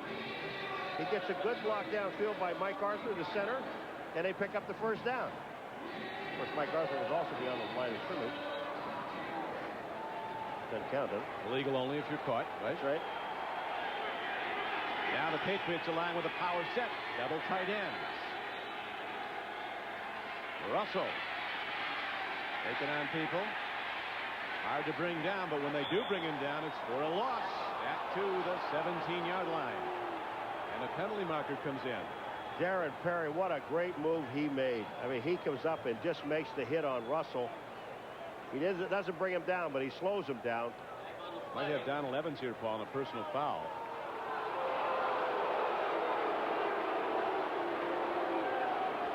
Be a first down for New England. Got to control your emotions. We talked to Donald yesterday. Personal foul, unnecessary roughness, 66 defense, half the distance to the goal, first down. Donald Evans is the guy with his game face on Saturday. He's ready to play all weekend. All right, let's take a look at 66. Here he comes in. Well, he's stumbling and falling, but he puts his shoulder in to Russell on the ground. Here it is. Maybe we get a better look at it here. Well, if that's a personal foul call on defense, it's a first down. They don't have it marked. Officials are now conferring. What happens is on that play is if he doesn't dip his shoulder, they let it go because he was stumbling into him. But when he was falling, he dips his shoulder. Now that puts it 1st and goal at the 9.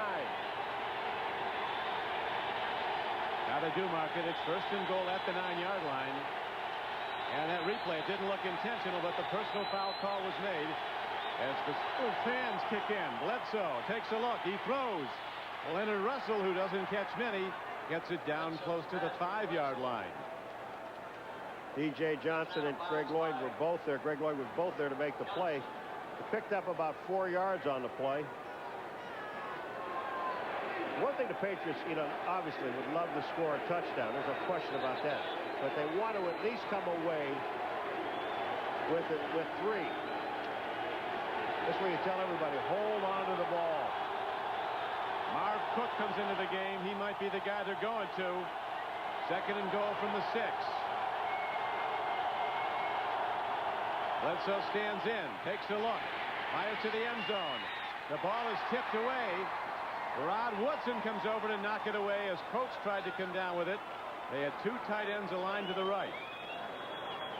Rod Woodson has just made 2 great plays in this quarter so far. That one there saves a touchdown because Bledsoe sees Coates in the back of the end zone.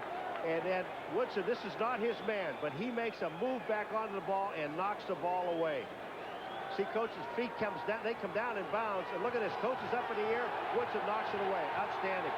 So as the game wears on, Woodson looking more and more like the all-pro he is after a slow start.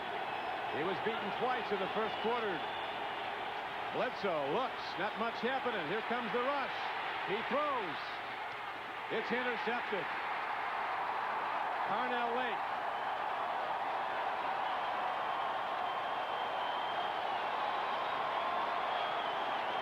Crick, this is total inexperience. I mean, you got 3rd down and no place to go. You don't throw the ball back across the field into all of the defense.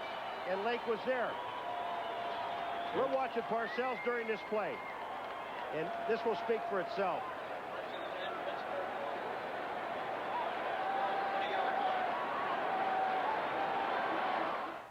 What a day for a daydream. A new Esiason leads the Red Hot Jets against the Redskins. Then who will win college football's most prestigious honor, the Heisman Trophy? Find out live on NBC.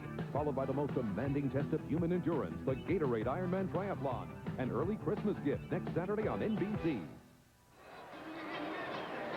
When you look at Bledsoe, here he is here, and watch, you don't come out here and then try to throw the ball back across the field. Here's where inexperience comes in, and a mistake is made. Let her go, then we're going to stop it. We're going to show you something here. Here comes Bledsoe out to his left. Now here, stop. If Bledsoe takes it, throws it out of the end zone, that's fine. You get 3, maybe. But you don't throw it back across the field. But he did. And the Steelers dodge a bullet and take over the ball at their 20. Carnell Lake with the interception, a 3rd turnover for New England. The Steelers have turned it over none. No turnovers for Pittsburgh as Merrill Hodge runs. Well, Bledsoe goes to the sidelines, and I know this is the longest walk of his life. He's taking us over there, and Parcells is waiting on him. 5 yards, 2nd down. And one thing about Bill Parcells, and even Tim Goad said it yesterday, he said, you know where you stand with this guy. He's going to tell you right to your face. You may not like it, but at least you know. But I think even though he didn't like it there, Paul, he had to agree with it. Merrill Hodge runs. He's ahead on 2nd down and a long 5, and looks like he may have a 1st down for Pittsburgh. Mike Pitts was on the tackle. You just give it to Merrill Hodge and let him run till he drops it, and give it to him one more time to make sure that he's dead. I mean, this guy gives, I'm telling you, he gives you 100% even in practice.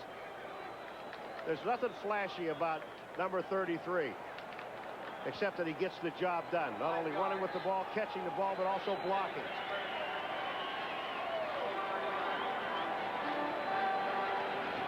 New England, a young team with 32 players on the squad that were not with the Patriots a year ago.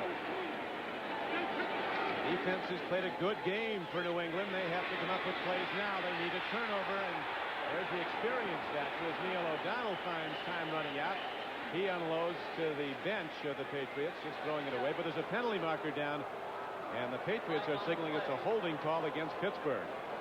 You know, when you ask about Eric Green earlier in the game, Crick, and what's happened to him and why they don't throw the ball to him, well, first of all, you got to stay on your feet.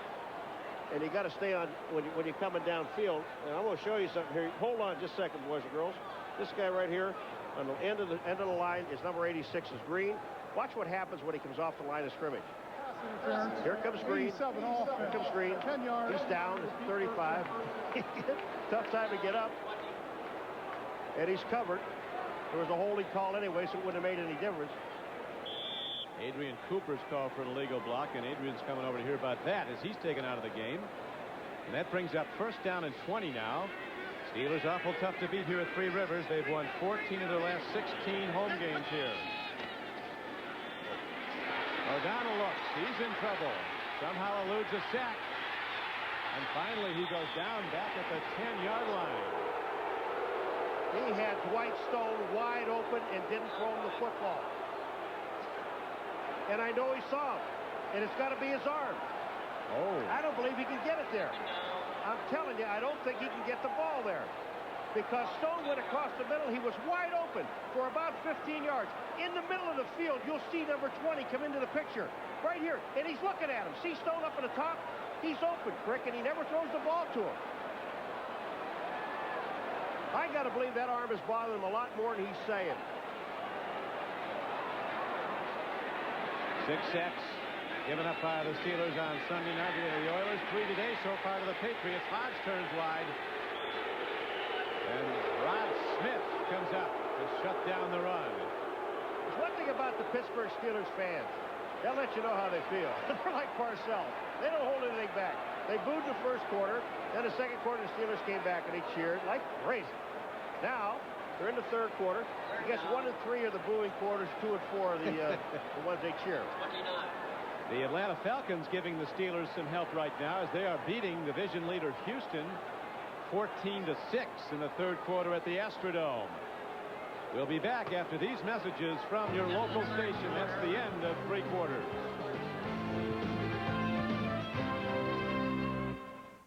Tonight, something evil's on board Sequest. Thousands of people could die. It wants Darwin. They killed him. Only Westfalen can stop it. Broadcast or other use of this telecast without the express written consent of the NFL is prohibited.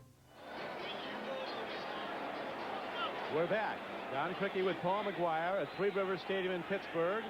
Winds are gusting, temperatures dropping, and the Steelers are leading by 3. With a third down coming up. Screen pass to Merrill Hodge and a big play by Maurice Hurst, who read it all the way, makes the knockdown. And the Steelers now have to punt the ball back to New England from deep in Pittsburgh's own end. Well, there's the guy that Maurice Hurst. There's the guy that Parcells says is the best player on his team. So when he came into the meeting yesterday, he said, "You sit right down next to me, son." Well, he said he's one of the best. He also had a cut like Vincent Brown. Mark Royal with a high punt. Very well hit by Royals. Penalty marker is down. Ronnie Harris looking for room to go. Finds a little and goes out of bounds at the 32-yard line. Charles Davenport again coming down with a special teams play for the Pittsburgh Steelers. 55-yard punt, but a penalty marker down way back upfield. Legal man downfield for Pittsburgh. Don't make him kick again, I would. Or is it way up backfield? Either or, with or without, I think, in that case. 6-1. Half a dozen of the others. Of course, the Steelers, New England don't have the ball at the 33-yard line if they want to do it, but I'll make a punt again. The kicking team was illegally downfield, 5 yards. Repeat, 4th down. Chad Brown, rookie linebacker from Colorado. He's a fun guy. He raises snakes for a hobby. Never get a visit from me, I'll tell you. When your dog or cat is missing around the house, you're not too concerned, but this guy, when his pets get loose, you clear out. I don't do good snakes, I'll tell you that at all. He was going to make a major business out of it. He thinks it's a big market for snakes. They really are. Got to have a nice clientele, huh? You also should own a desert. Now, Royals hits another punt, much shorter, but it'll be tough to field. Takes a big Steeler bounce. Here comes Harris. He's got a gap. Ronnie Harris puts his shoulder down and dives to the 42-yard line. So it was an expensive penalty on Chad Brown, making the Steelers re-kick. There's a plus yardage on the second punt of about 30 yards. Interesting stats. Look at the total yardage. 60 yards more, 63 actually by New England. But that yellow 3, there's the biggest problem of the day. 3 turnovers. Turn the ball over. The Steelers got on the board. The biggest stat is 17-14, isn't it? And another big one, Paul, of turnovers. 3 turnovers by New England, none by Pittsburgh. There's the long ball we were looking for. On the fly, it's broken up. Down at the goal line, Timpson was the intended receiver. Running the deep pattern, with them step for step, was D.J. Johnson, number 44, and Carnell Lake. Carnell Lake got over there to help out, and he had to pull himself away. Really, it was almost pass interference. Watch Carnell Lake coming in on the right-hand side of your screen. You see that? He's putting his hands up, not looking at the ball. That's pass interference. You can't do that. I thought, you know, he put his hands up but he never looked back at the ball. Bledsoe makes a throw, wrong side of his receiver, and this forces the young QB into a big third down throw.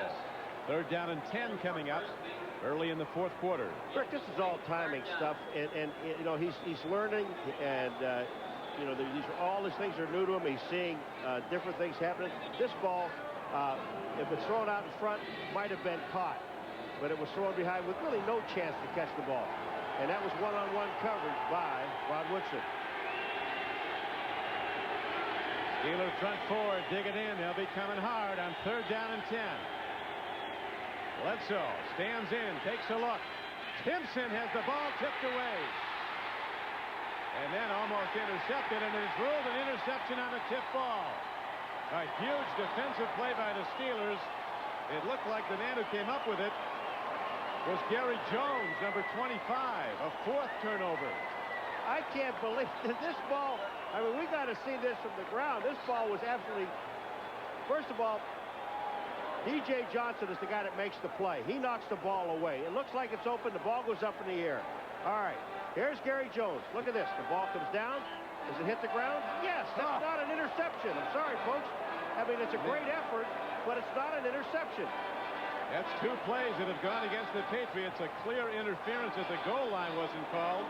And now, an interception that would be overruled with a replay still in existence. It would have been a fourth down anyway, and the Patriots 4th and 10 probably would have punted the ball with most of the quarter to go.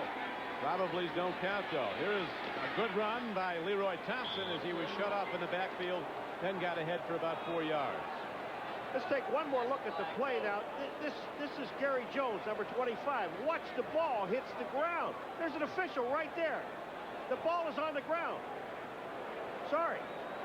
Now it goes back up again. And he just might have hit the ground again. A trick play. Gary Jones will take it. He said, I'm laughing. I got away with one. Leroy Thompson now at 63 yards rushing the ball. O'Donnell gets time. He takes a look. Green gets it. He's knocked back. Very close to a first down, but it might be short of it. Adrian Cooper comes down with the ball. Rick, I'm telling you, there's something drastically wrong with O'Donnell's arm. Watch how this ball gets her. It's almost like a lob pass. When he throws this ball out there and Cooper has to go up in the air. Look at this ball. Yeah, it's lobbed up in the air, and look at Cooper. I mean, this is way above his head. He makes the catch. Hurst is there, but there's no zip on the ball. No, none at all. It really fluttered. He's normally a strong-arm quarterback. We told you about his injured shoulder and the tendonitis condition in his elbow. They're down and short, and it looks like they might have shut him down short of the first down. Leroy Thompson, needing only a yard, may have lost a half yard. Patriots are running off the field with their defense. They know they stopped him. And the Steelers have to punt. Now Groh salutes his defense. The defensive coordinator of New England. I mean, this defense has played extremely well. The ball. Remember, when the Pittsburgh Steelers were scoring, those were off of turnovers. Defensively, New England's been solid all day.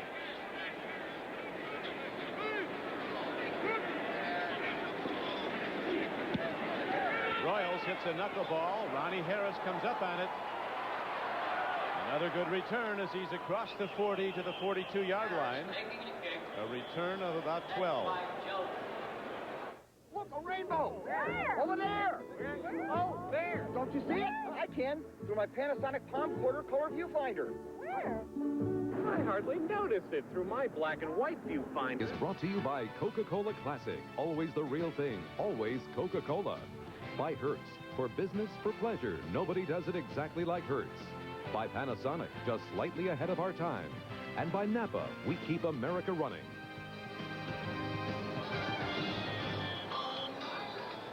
11:40 to play in the game at Three Rivers Stadium. The Pittsburgh Steelers a decided favorite. Down 14-0 in the first quarter. Came back to take a 17-14 lead just before the half. There's been no scoring now through the third quarter and into the fourth. Bledsoe stands in. They're going to get him. He gets the ball away. It's ruled incomplete. Donald Evans comes in to make the play. Obviously, there's no more in the grasp, huh? Wasn't a net. No, Evans comes in and he makes, well, the defensive line really caves in on Bledsoe here. But Evans is there from the backside. He had help from Lloyd. Defense is inspired.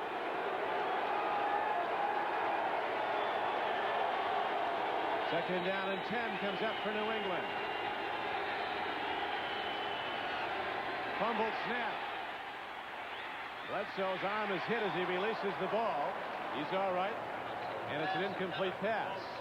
Kevin Green put the pressure on, and again, third down arises. The Patriots needing 10 once again. It's the third time that they've had misconnection with the center and the quarterback. The ball drops on the ground. That gives Green time to get by Harlow and just hit.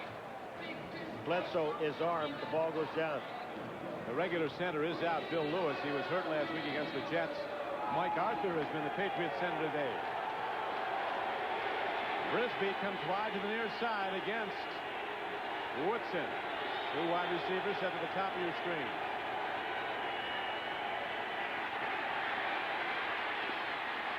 Bledsoe takes a look. Goes downfield. Ball was caught but out of bounds. And a penalty marker's down. Bledsoe was hit out of bounds. Kenny Davidson. Yeah, first down Patriots. Personal foul. Talking about you're getting the ball back. And they're going to have to punt. Boy, Bill Cowher. He's unnecessary roughness. 64 defense, late hit. 15 yards in the previous spots. First down. Now, I want to see something because in defense of the defensive lineman, I mean, when a quarterback is standing there, he's not even trying to get out of bounds. He's waiting for someone to get over. Now, here comes Davidson. Does he have a chance to stop? 1, 2, 3. He has a chance to slow up. He has a chance to pull it off, and he didn't. And that's a judgment call by the official. And that's a 15-yard penalty and a first down. But in truth, the Steelers have no complaints after those earlier calls. The interference call that wasn't called. The interception that appeared to hit the ground on replay. So the Patriots, beneficiaries of penalty yardage, drive on. Leonard Russell finds the yards coming tougher and tougher, and those big, tough Steelers are hunting the ball, looking to knock it free. Second half possessions for the New England Patriots. An INT, an interception, punt, two more interceptions. Remember, the last two games, the Pittsburgh Steelers only had one interception. 2 yards. And here they are with 3 of them. And a Steeler is down. So he's attended to. There's a break in the action with Pittsburgh in the lead by 3. If you're really into Nintendo, you'll flip. The NFL on NBC is brought to you by Domino's Pizza. Call Domino's Pizza now and you'll be enjoying our new crunchy thin crust pizza before the game is over.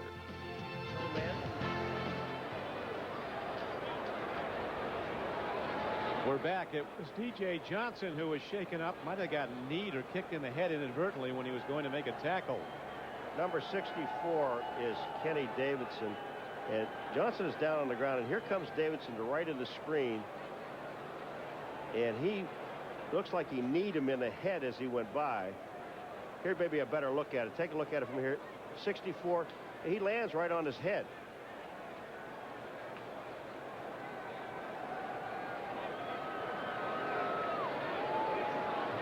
His replacement is Deion Figures, number 21, a terrific prospect. He was the Steelers' #1 draft choice out of Colorado. Won the award as the best defensive back in the country, the Jim Thorpe Award, I think it is.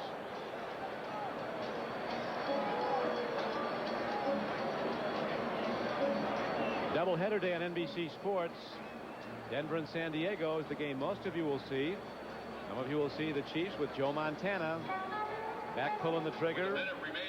Going against the Seahawks in Seattle, quarterbacked by a man who idolized Joe Montana his whole life, another Notre Dame product, Rick Meyer.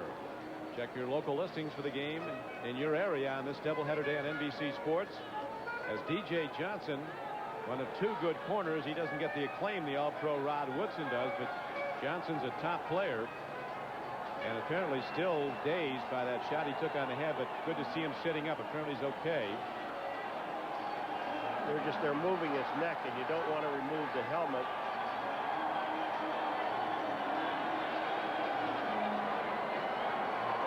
All right, we'll clap for that. Rod. DJ's up and coming off under his own power. That is outstanding. AJ had his head knocked back. He got kneed in the head by his own man, Kenny Davidson, accidentally. But he ends up walking off on it really under his own power, and that is good news. 50-year cornerback from Kentucky, D.J. Johnson. The ball is positioned at the 41-yard line of the Steelers. As you see the score, Pittsburgh in the lead 17-14. New England got down close their last possession, only to have Drew Bledsoe fire a crossfield throw into the end zone that Carnell Lake picked off to stop the threat. Bledsoe has thrown for over 200 yards, one for a touchdown, 3 have been intercepted.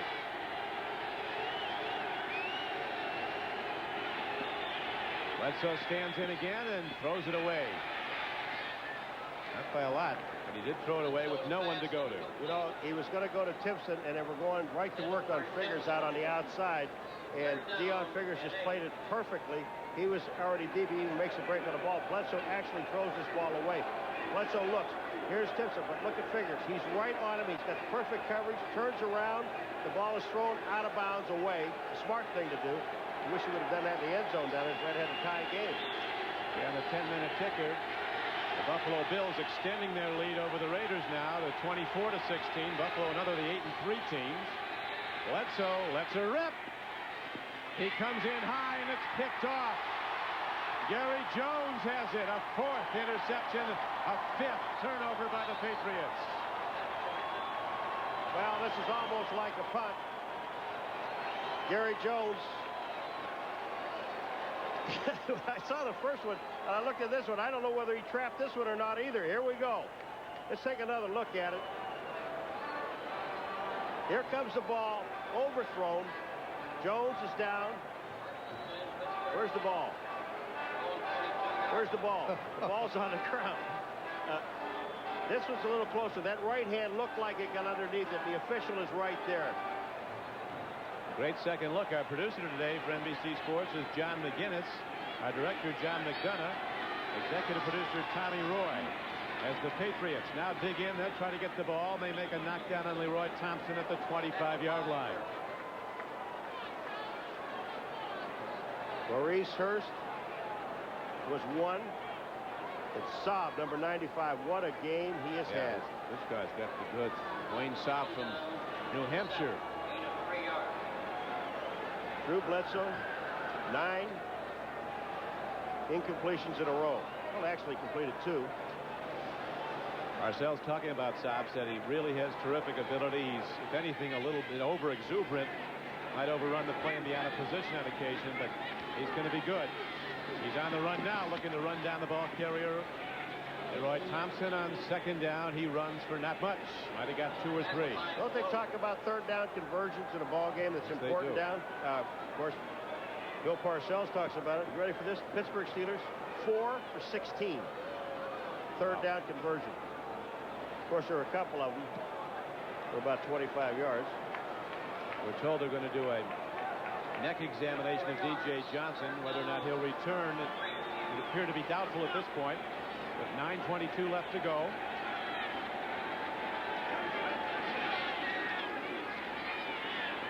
Whoa, almost a pickoff. Good play by the intended receiver, Ernie Mills.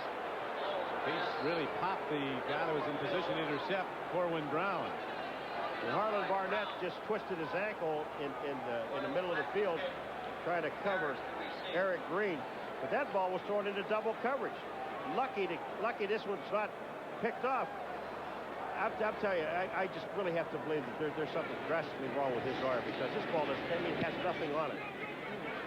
Mark Royals hits a punt well downfield from the 20. Ronnie Harris breaks it and gets it out to the 35-yard line. A 50-yard punt, but Harris weaves his way for a 12-yard return. When we come back, the Patriots start again. Yeah, everybody thinks they know Troy Aikman, huh? Yeah, well, I'll tell you about Troy Aikman. He's a cool customer. I mean, I remember this one time. He was surrounded by crazed linemen. I was so rapping, I was yelling at him, "Troy, run, man, run!" Ha, ha, ha! No, he stayed in that pocket, threw a perfect strike, and then, oh, man, Aikman took it like a man.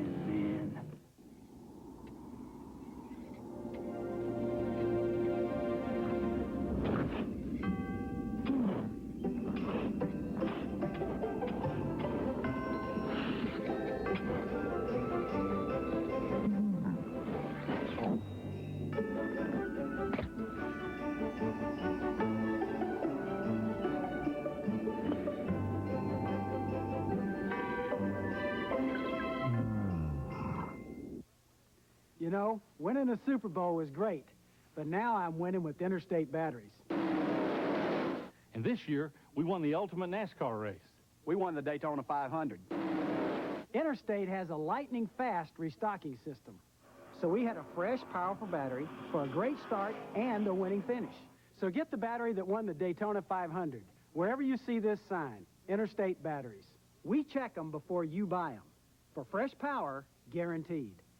Why is he staring at me? He knows something about you that I don't. Could the woman he loves... You're gonna end up in the morgue like the rest of her boyfriends. ...be the killer they want? It's not her. Mimi Rogers, Tim Matheson, in a world premiere thriller that'll keep you guessing till the end. You don't even know me. A Kiss to Die For, NBC Monday. Parental discretion advised. The race between the Oilers, the division leader, who've now gone in front of Atlanta, 20-14 on a touchdown return of a fumble by Ray Childress, and the schedule for the Pittsburgh Steelers. But it looks like it's in favor of neither one of them. You got to win them all. I'm going to tell you, you have to win them all. Win the division. Leonard Russell runs the ball out to the 41-yard line. Scanina, however, this guy was drafted in the 7th round out of Purdue. All he did was make plays. He started 4 years for the Boilermakers. Jeff Scanina, number 90 for the Steelers. He's come in and played terrific football as a rookie. Steelers have had a great history of getting guys in the middle to late rounds who turned out to be tremendous players. And you attribute that to the scouting department. Oh, yeah.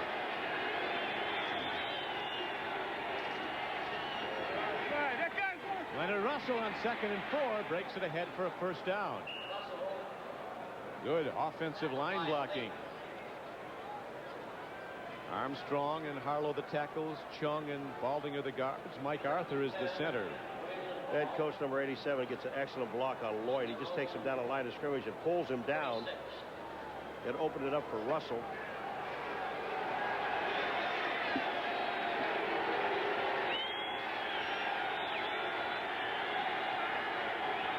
Bledsoe victimized with 4 interceptions. Downfield throw. There's a 5th.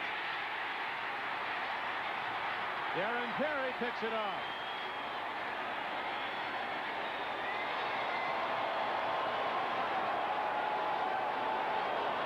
If losing is a learning experience, then Drew Bledsoe's getting some hard education today. He really is, and I think he was trying to throw the ball to Brisby. It wasn't even close to the ball. Now, you know, in a situation like that, you don't know whether the receiver ran the wrong route or the quarterback didn't read the defense. They're trying to give him some consolation. When you take a look at where this ball ends up, it ends up in the middle of the field. Look where he's throwing this ball. Now, it's not to the tight end, Coates, coming across there. No, it's Darren Perry. That's thrown to Perry, yeah, but you see Brisby down at number 82? I think he was supposed to come across the middle to run a post route, and he didn't go. He will be a great player, but not yet. Drew Bledsoe. Now the Steelers looking to run some clock. Leroy Thompson stays in bounds. Game clock down to 7:28 to play. Tackled by Corwin Brown.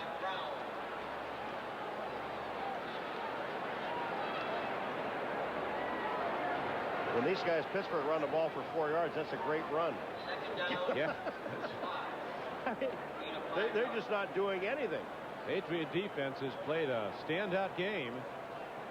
Drew Bledsoe having a disappointing day. 6 turnovers. He's been intercepted 5 times and he lost a fumble. 4 times. Intercepted 4 times. Yeah, and he lost a fumble. 4 interceptions. Handoff goes to Leroy Thompson, who's down to the 45-yard line. Short of the first down. It'll bring up 3rd down and 2. Big John Washington made the tackle. You know, this, we're 3rd down. Okay, now we're what? 4 out of 17? 4 out of 17 in 3rd down conversions. 3rd down and 1. That'll kill your average. See what Neil O'Donnell goes to now on 3rd down. You remember the last time they had 3rd and short, the Steelers couldn't get there with a run and had a punt.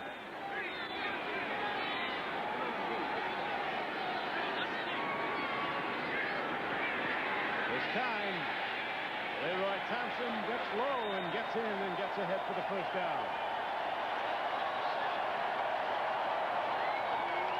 Last week, Neil O'Donnell, we talked about his troubled arm. This was against the Houston Oilers in that 23-3 Houston victory. Lamar Latham, 57, comes hard from the left side. He'll make the hit on Neil O'Donnell. And you'll see him knock him to the ground. The hard AstroTurf on his right shoulder. He stayed in briefly after that, but had to come out. Mike Tomczak went in. I didn't see a flag for a late hit. On first down, as we go to live action, O'Donnell throws it away. They were trying to run a screen out here. Now we got some guys fighting. Number 77 is Hasselrig. He's an NCAA wrestling champion. He might be the favorite in any fight. Well, he was on Mr. Saab, number 95, and they were banging each other around. I don't know whether this is a double penalty and don't throw it. Was out of the pocket. There is no intentional grounding on the play. Well, we knew there wasn't intentional grounding. The problem is they were trying to get Leroy Thompson out into the screen, and he never got out. He got caught up in the middle, never got out in the screen, and that's what O'Donnell was looking for. Couldn't find him. When the screen sets up, you can't get tied up inside.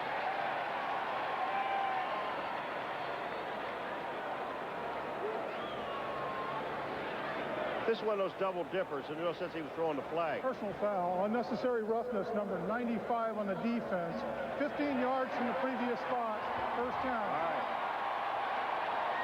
I mean, he was locked up with Hasselrig, number 77, and Mr. Saab gets caught. Carlton Hasselrig won, I don't know how many NCAA wrestling championships. 12th round draft choice. Good enough to go to the Pro Bowl last January as a guard.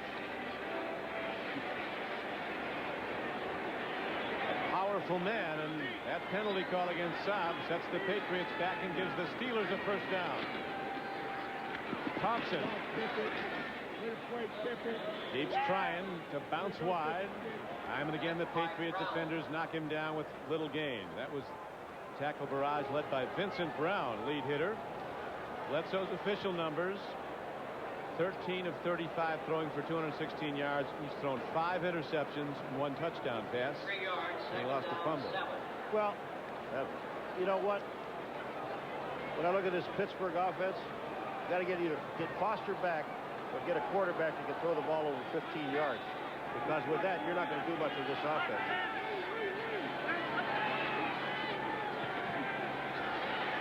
Thompson. Nothing.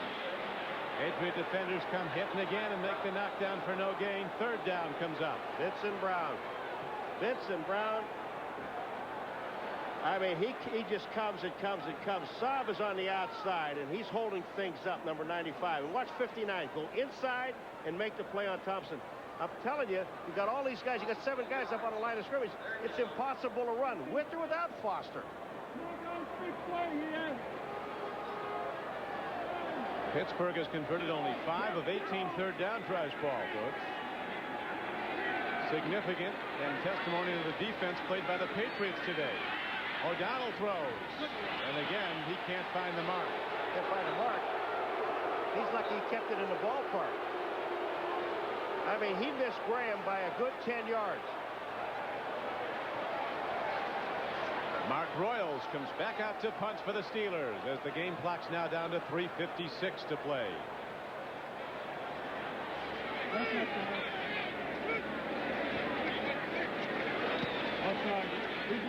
Angle punt near side. Are you ready for this? Marker's down. They had 12 men on the field, New England. They got a guy running to the sideline, just jogging over there, never got off the field. Well, they're going to probably take the play because it's out of bounds at the 4. It looked like Dion Lambert, but I mean, it's a 5-yard penalty. Now you may be in field goal range. Well, yeah, you would be with Anderson. Good point, be a long one, but he's kicked him that. There is no foul on the play. There is no foul? First down. The referee threw the flag when the player was on the field. There were 12 men on the field when he threw it. That's what you think.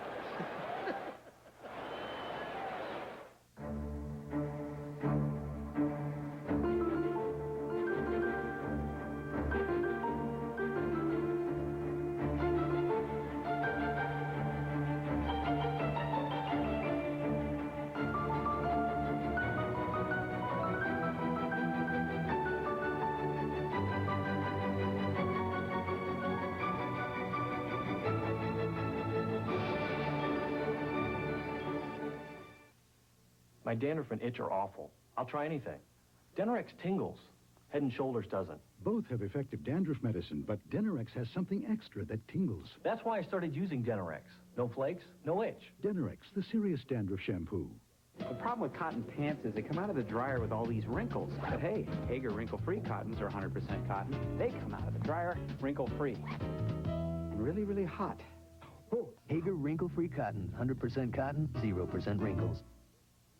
The Heisman Trophy, college football's most prestigious honor. Who is the game's greatest player? Find out live next Saturday on NBC.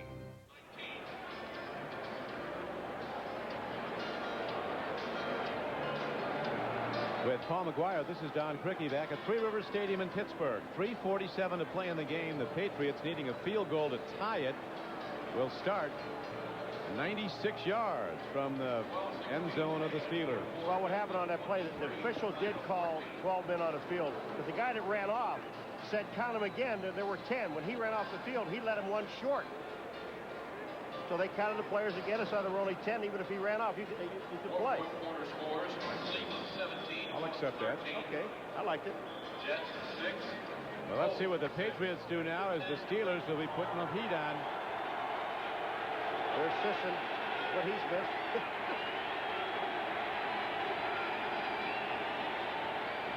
Bledsoe throws. Ray Crittenden has the ball, and a foot race is on as Crittenden is run out of bounds at the 25-yard line by Gary Jones. Willie Williams, number 27, doesn't make the play. Here's Crittenden to the outside.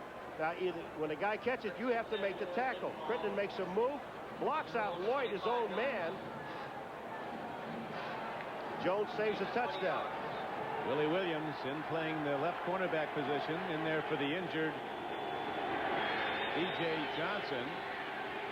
Bledsoe throws again. He threads one in on the run and all the way out to the 38-yard line. For a 14-yard gain on the play is Ben Coates. I think that ball stuck in his arm. I mean, when you see Bledsoe throw this ball to Coates, watch it, between two defenders, and he hits him. Bang! Ooh. Right in the shoulder pad, holds on. Woodson holds on and saves another 10 yards.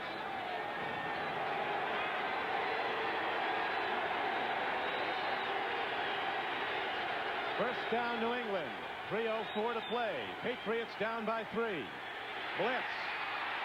Somehow, Bledsoe gets away from it. He throws it to Parcells, which pleases his coach. Chad Brown was rushing.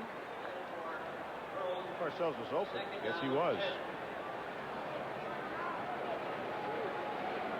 Bledsoe has some mobility. He gets away from the rush and then throws. He got smart enough to throw that one away. He's going to be a great, great player, Bledsoe. I don't think he will throw the ball ever again cross field in the end zone. Oh, we heard Bill Parcells in that with him talking to Maurice Hurst about there'll be no more block tackles or rolling tackle. He wants arm tackles, wrap them up and tackle them. Bledsoe lets it go long. Ooh, almost a 6th interception. Carmel Lake could not quite get there. So I think he threw that one away. I really Not by much. No, he didn't throw it away by much because these guys were making a jump on the ball. So that time, that was Perry was down at number 39, had a chance at it also. But I really think that Bledsoe was trying to throw the ball away. You're like at 250.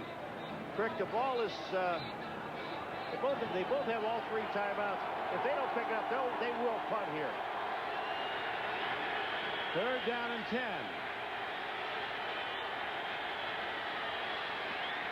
Bledsoe steps in, has an open man. Looks good. They're going to call it a catch off the turf. Crittenden with a diving reception for a 15-yard gain on 3rd and 10. Again, this time, Bledsoe has time. Crittenden's coming downfield. Willie Williams is on him. He lets him go to the inside. Crittenden goes down on the ground. Yeah. The officials are all there. They can see it. They weren't blocked out. It's a catch. Should be a catch after a couple of those interceptions. On 3rd and 10, a 15-yard gain. Oh, almost a pick by Willie Williams. He'd still be running if he got it. Dan Coates was the man they were looking at. There was a rush on. Bledsoe took a shot. Willie Williams has it. And Coates saves the touchdown because he reaches his arm out and just grabs the ball, grabs Willie Williams. Here it is. Watch Coates. See the ball there? Now watch him grab Willie Williams. Boom. Saves the touchdown. Patriots don't win many, but they keep people in the stands. They do make it interesting. They really do. Week after week. And they scored 14 points in a hurry, and they haven't even sniffed the goal line. Well, they were down there one time. They could have gotten a field goal out of it. Here's a throw. Broken up by Woodson. Another somewhat dangerous throw, throwing from the near hash to the far sideline.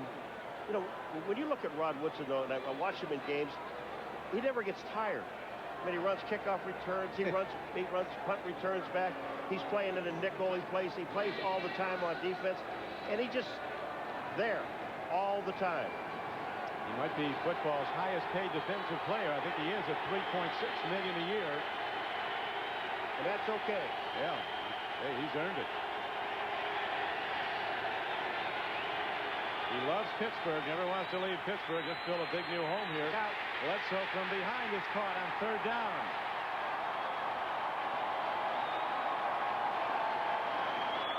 Chad Brown, another rookie, gets him. And the 2-minute warning is given. I mean, it really is hard for Bledsoe. The defensive secondary covering. Now watch Chad Brown. He goes beyond. Now he comes back. Bledsoe never sees him. He's from behind. Chad Brown makes the play. It's 4th and 9.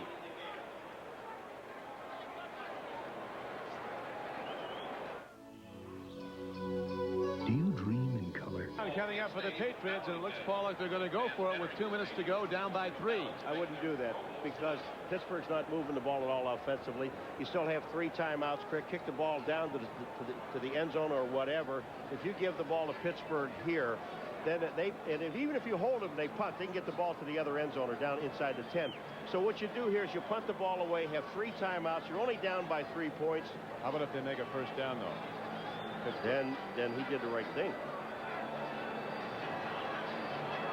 But, you know, we had a little graphic a little while ago about Sisson with his kicking expertise, and it really has not been very good. We're coming down to the same scenario where the Patriots are in it right to the end, and maybe a field goal could get them in it, tie it up. Here's the one we're looking at. I mean, these games all could have been won had he made a field goal in the game. So many times throughout New England when it's come down to that could be deciding field goal. Patriots fans, Sisson's over there, get the first down and a touchdown. Faces out of their eyes, they can't bear to watch. Hoping to hold back choking sobs. Sisson's going to have a big day one day. Might be today, but right now we have 4th down and 8. A long 8. Woodson on a blitz. They pick him up. Bledsoe throws. Timpson's open. First down New England to the 20-yard line on the play of the day for the Patriots. And again, you give this young man time. Every time that Bledsoe has had time to throw the ball, he has found an open man. And this time, he had all the time in the world. Look at how much time he's got back there. And you're right. They had blitzes on. They had Woodson coming in. And all of this time, they have two receivers out there, Brisby and Timpson. Parcells' reaction? Finally found something he's happy about. Fred Hoagland is the offensive line coach of the Patriots. One of the best. Baldinger made a huge play. He spotted Woodson, hit his own man, then pulled off and picked up Woodson, who was coming on a blitz. Evans is offside again. And again, the same thing applies that applied in the first quarter. Once you could run unimpeded to the quarterback, they'll blow the whistle because you could knock him out forever. So when you go across the line of scrimmage, explain that one more time, and on the defense, if you don't touch anybody and you run unimpeded to the quarterback, they'll blow the whistle. Well, we'll see what's impeding the whole thing here now as we have consultation. Bill Cowher, he is waiting for his team to come out of it. As we pointed out at the outset, one of his best players, offensive tackle John Jackson, said our season turns on this game today. If we win it, we're back in it. If we lose it, I don't know where we are.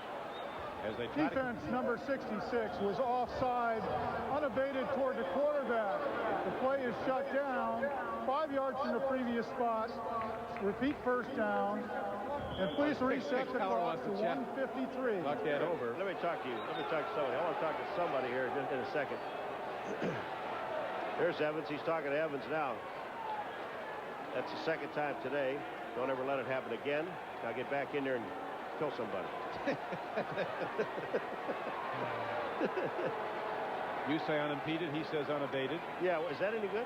Was that right? I think it's acceptable. Thank you very much. 6-1. Yep. Oh, have we seen this before? If you've seen the Patriots this year, down by 3, 1:53 to play. They have, both teams, all 3 timeouts remaining. Bledsoe looks, man in the end zone. Broken up nicely by the Steelers. Deion Figures, number 21, covering Timpson as the weather really has gotten cold now. Yeah, but Crick, you know, when you look at this replay, there's only 2 guys, Brisby and Timpson in the coverage, and Leonard Russell is a back coming out of the backfield. So you've got double coverage on everyone, and there's just no chance of getting the ball. The ball Figures is there. The play is made by Carnell Lake. But when you're only sending 2 wideouts out, you've got to get one of these tight ends involved in this.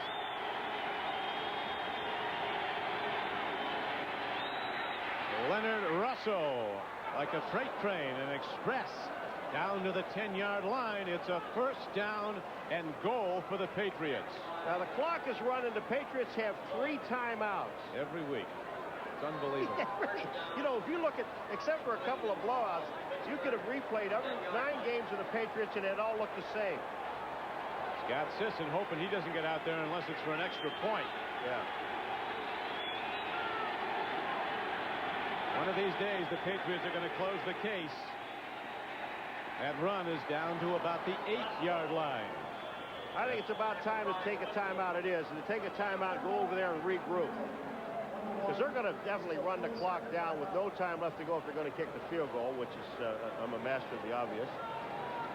But I would let this guy put the ball up in the air now because, I mean, the Steelers are sitting in there all bunched in thinking, well, they're not going to let this guy already threw an interception down. We're not going to let him throw another one. I would some kind of play action pass and look at Coates, the tight end, or a guy they have not even thrown the ball to today, Marv Cook.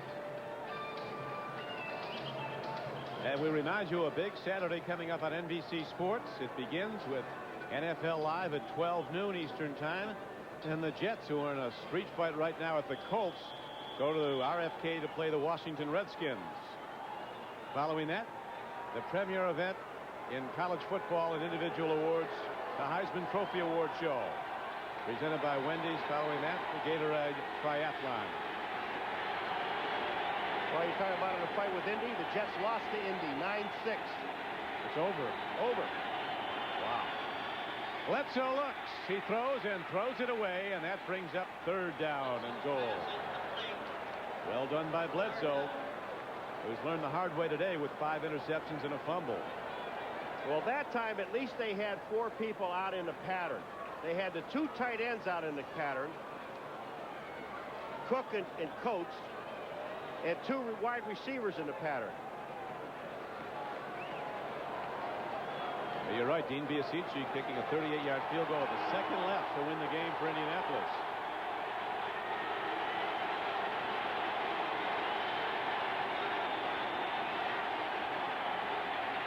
Bledsoe over the middle. It's caught.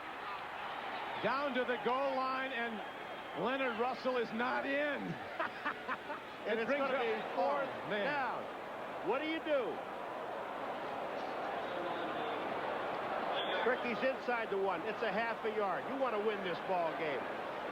Go for it. You want to win this ball game. Let them run the clock down. They're just going to run the one more play, obviously. Bill Cowher churning, as is his counterpart Bill Parcells, are keeping the offense out. If they send Sisson out and he hits the field goal, they go to overtime. It'll be about 16 seconds, 17 seconds when they do this. Bledsoe looks like he's going to stay in the game with the offense and go for the touchdown. All right, here's the play. Sam Gash, number 33, is the guy coming over the middle. First, he almost bobbles the ball. It's a little high. Look at the concentration. Gash gets the ball, gets inside. If he could have leaned the ball over the goal line, he would have scored. Look at here, because he's not down yet. If he leans the ball over the goal line right here, he scores a touchdown. He couldn't get it up. Touchdown saved by Chad Brown. And these guys want to win the ball game. Overtime, I don't really think they're thinking about that. They ran the clock down. They'll run one play. Okay, but there's only one guy you give it to. Yeah, that's what the Steelers are thinking, too. Number 32, Leonard Russell. What about a bootleg? Well, a bootleg. He's run some nice bootlegs this year. Steeler defense coming out. They're going to go goal line defense. I love it. You're 1 at 10. Where are you going?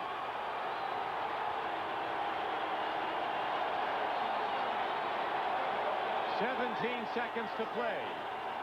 The Patriots with 4th down and goal from less than a yard away. They'll win it or lose it on this play. They win it. Over the top. Bledsoe still haven't signaled. They haven't signaled. It looked like he got in, but no official signal. Now this is all on the officials. It looked like Bledsoe got a yard over the top. We'll watch again on replays. The officials rule against the Patriots and for the Steelers.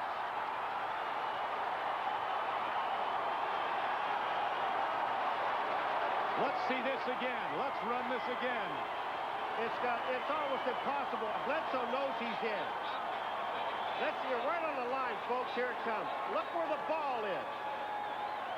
Did the ball get over? I'll tell you what. That's about as close as you're going to get. He didn't get the ball over the line. All he has to do is touch the line. This is an excellent call by the official. It's an unbelievable but familiar turn of events for the Patriots, though. Trick, all he had to do was extend his arms. If he had extended his arms, all that thing has to do is touch that line. And once it touches that line, it's touchdown. No matter what. Let's see if it touches. I think the front, any part of the line. Any part of it. But look where the ball is. Now see where it is here? The ball comes down. The ball is knocked back. He never gets to the line. Kirkland, number 99, up in the air, knocks the ball straight down. He does not score. Well, that's the official ruling, and the Steelers, in a game they felt they had to win, come away the victors, 17-14. We'll be back after this. After all these years, Watson, the trail is decidedly cold. But Holmes, it's quite warm in here. All these years. Curiously cozy. No, fiendishly clever. Observe, Watson. Warm house, many years. It must be... Lennox. Elementary, my dear Watson. For home heating, for cooking, for hot water, use clean, natural gas. America's best energy value. I was just horrified when my daughter had cavities at her last dental visit. I said, "Doctor, what can we do?" He said, "I'll give her a fluoride treatment here, but she's got to brush twice a day the right way at home." Because you can't have a dentist fluoride treatment every day, between visits, Crest Fluorostat treats your teeth with fluoride to continue the fight against cavities. It's a fluoride treatment for your teeth at home. So Sally brushed with Crest, and her next visit was great. I've got to act like a mom and think like a dentist. Crest, a fluoride treatment for your teeth at home. Finding work name. Jim Lampley in New York. So while the Steelers hold on to beat an underdog, the Jets can't. Dean Biasucci's third field goal of the day with 1 second on the clock gives Indianapolis its 5th consecutive victory over the New York Jets in Giant Stadium and halts the Jets' win streak, which had put them into contention. Indy beating the Jets 9-6. Now back to Don and Paul in Pittsburgh. And now we have the Hager Wrinkle-Free Cotton Super Play of the game. Mr. McGuire. Mr. Kirkland, look at this play. Now, really, Bledsoe, if he gets the ball out, but that ball is knocked down. Kirkland knocks the ball down, number 99. The ball never does reach the line of scrimmage. Bill Parcells not happy, cannot believe it didn't get in. But I like the call. They went for the win. Once again, the final score, 17-15 Steelers. A doubleheader is coming up next. Maybe it's the Broncos at San Diego. For most of the country, others will see Kansas City go against the Seahawks at Seattle. Now for Paul McGuire, this is Don Criqui saying so long. This has been a presentation of NBC Sports, home of Super Bowl 28. The great masters defined civilization in Europe. Now we're defining it on the way there. United to Europe. Come fly the airline that's uniting the world. Come fly the friendly skies. Tonight, trapped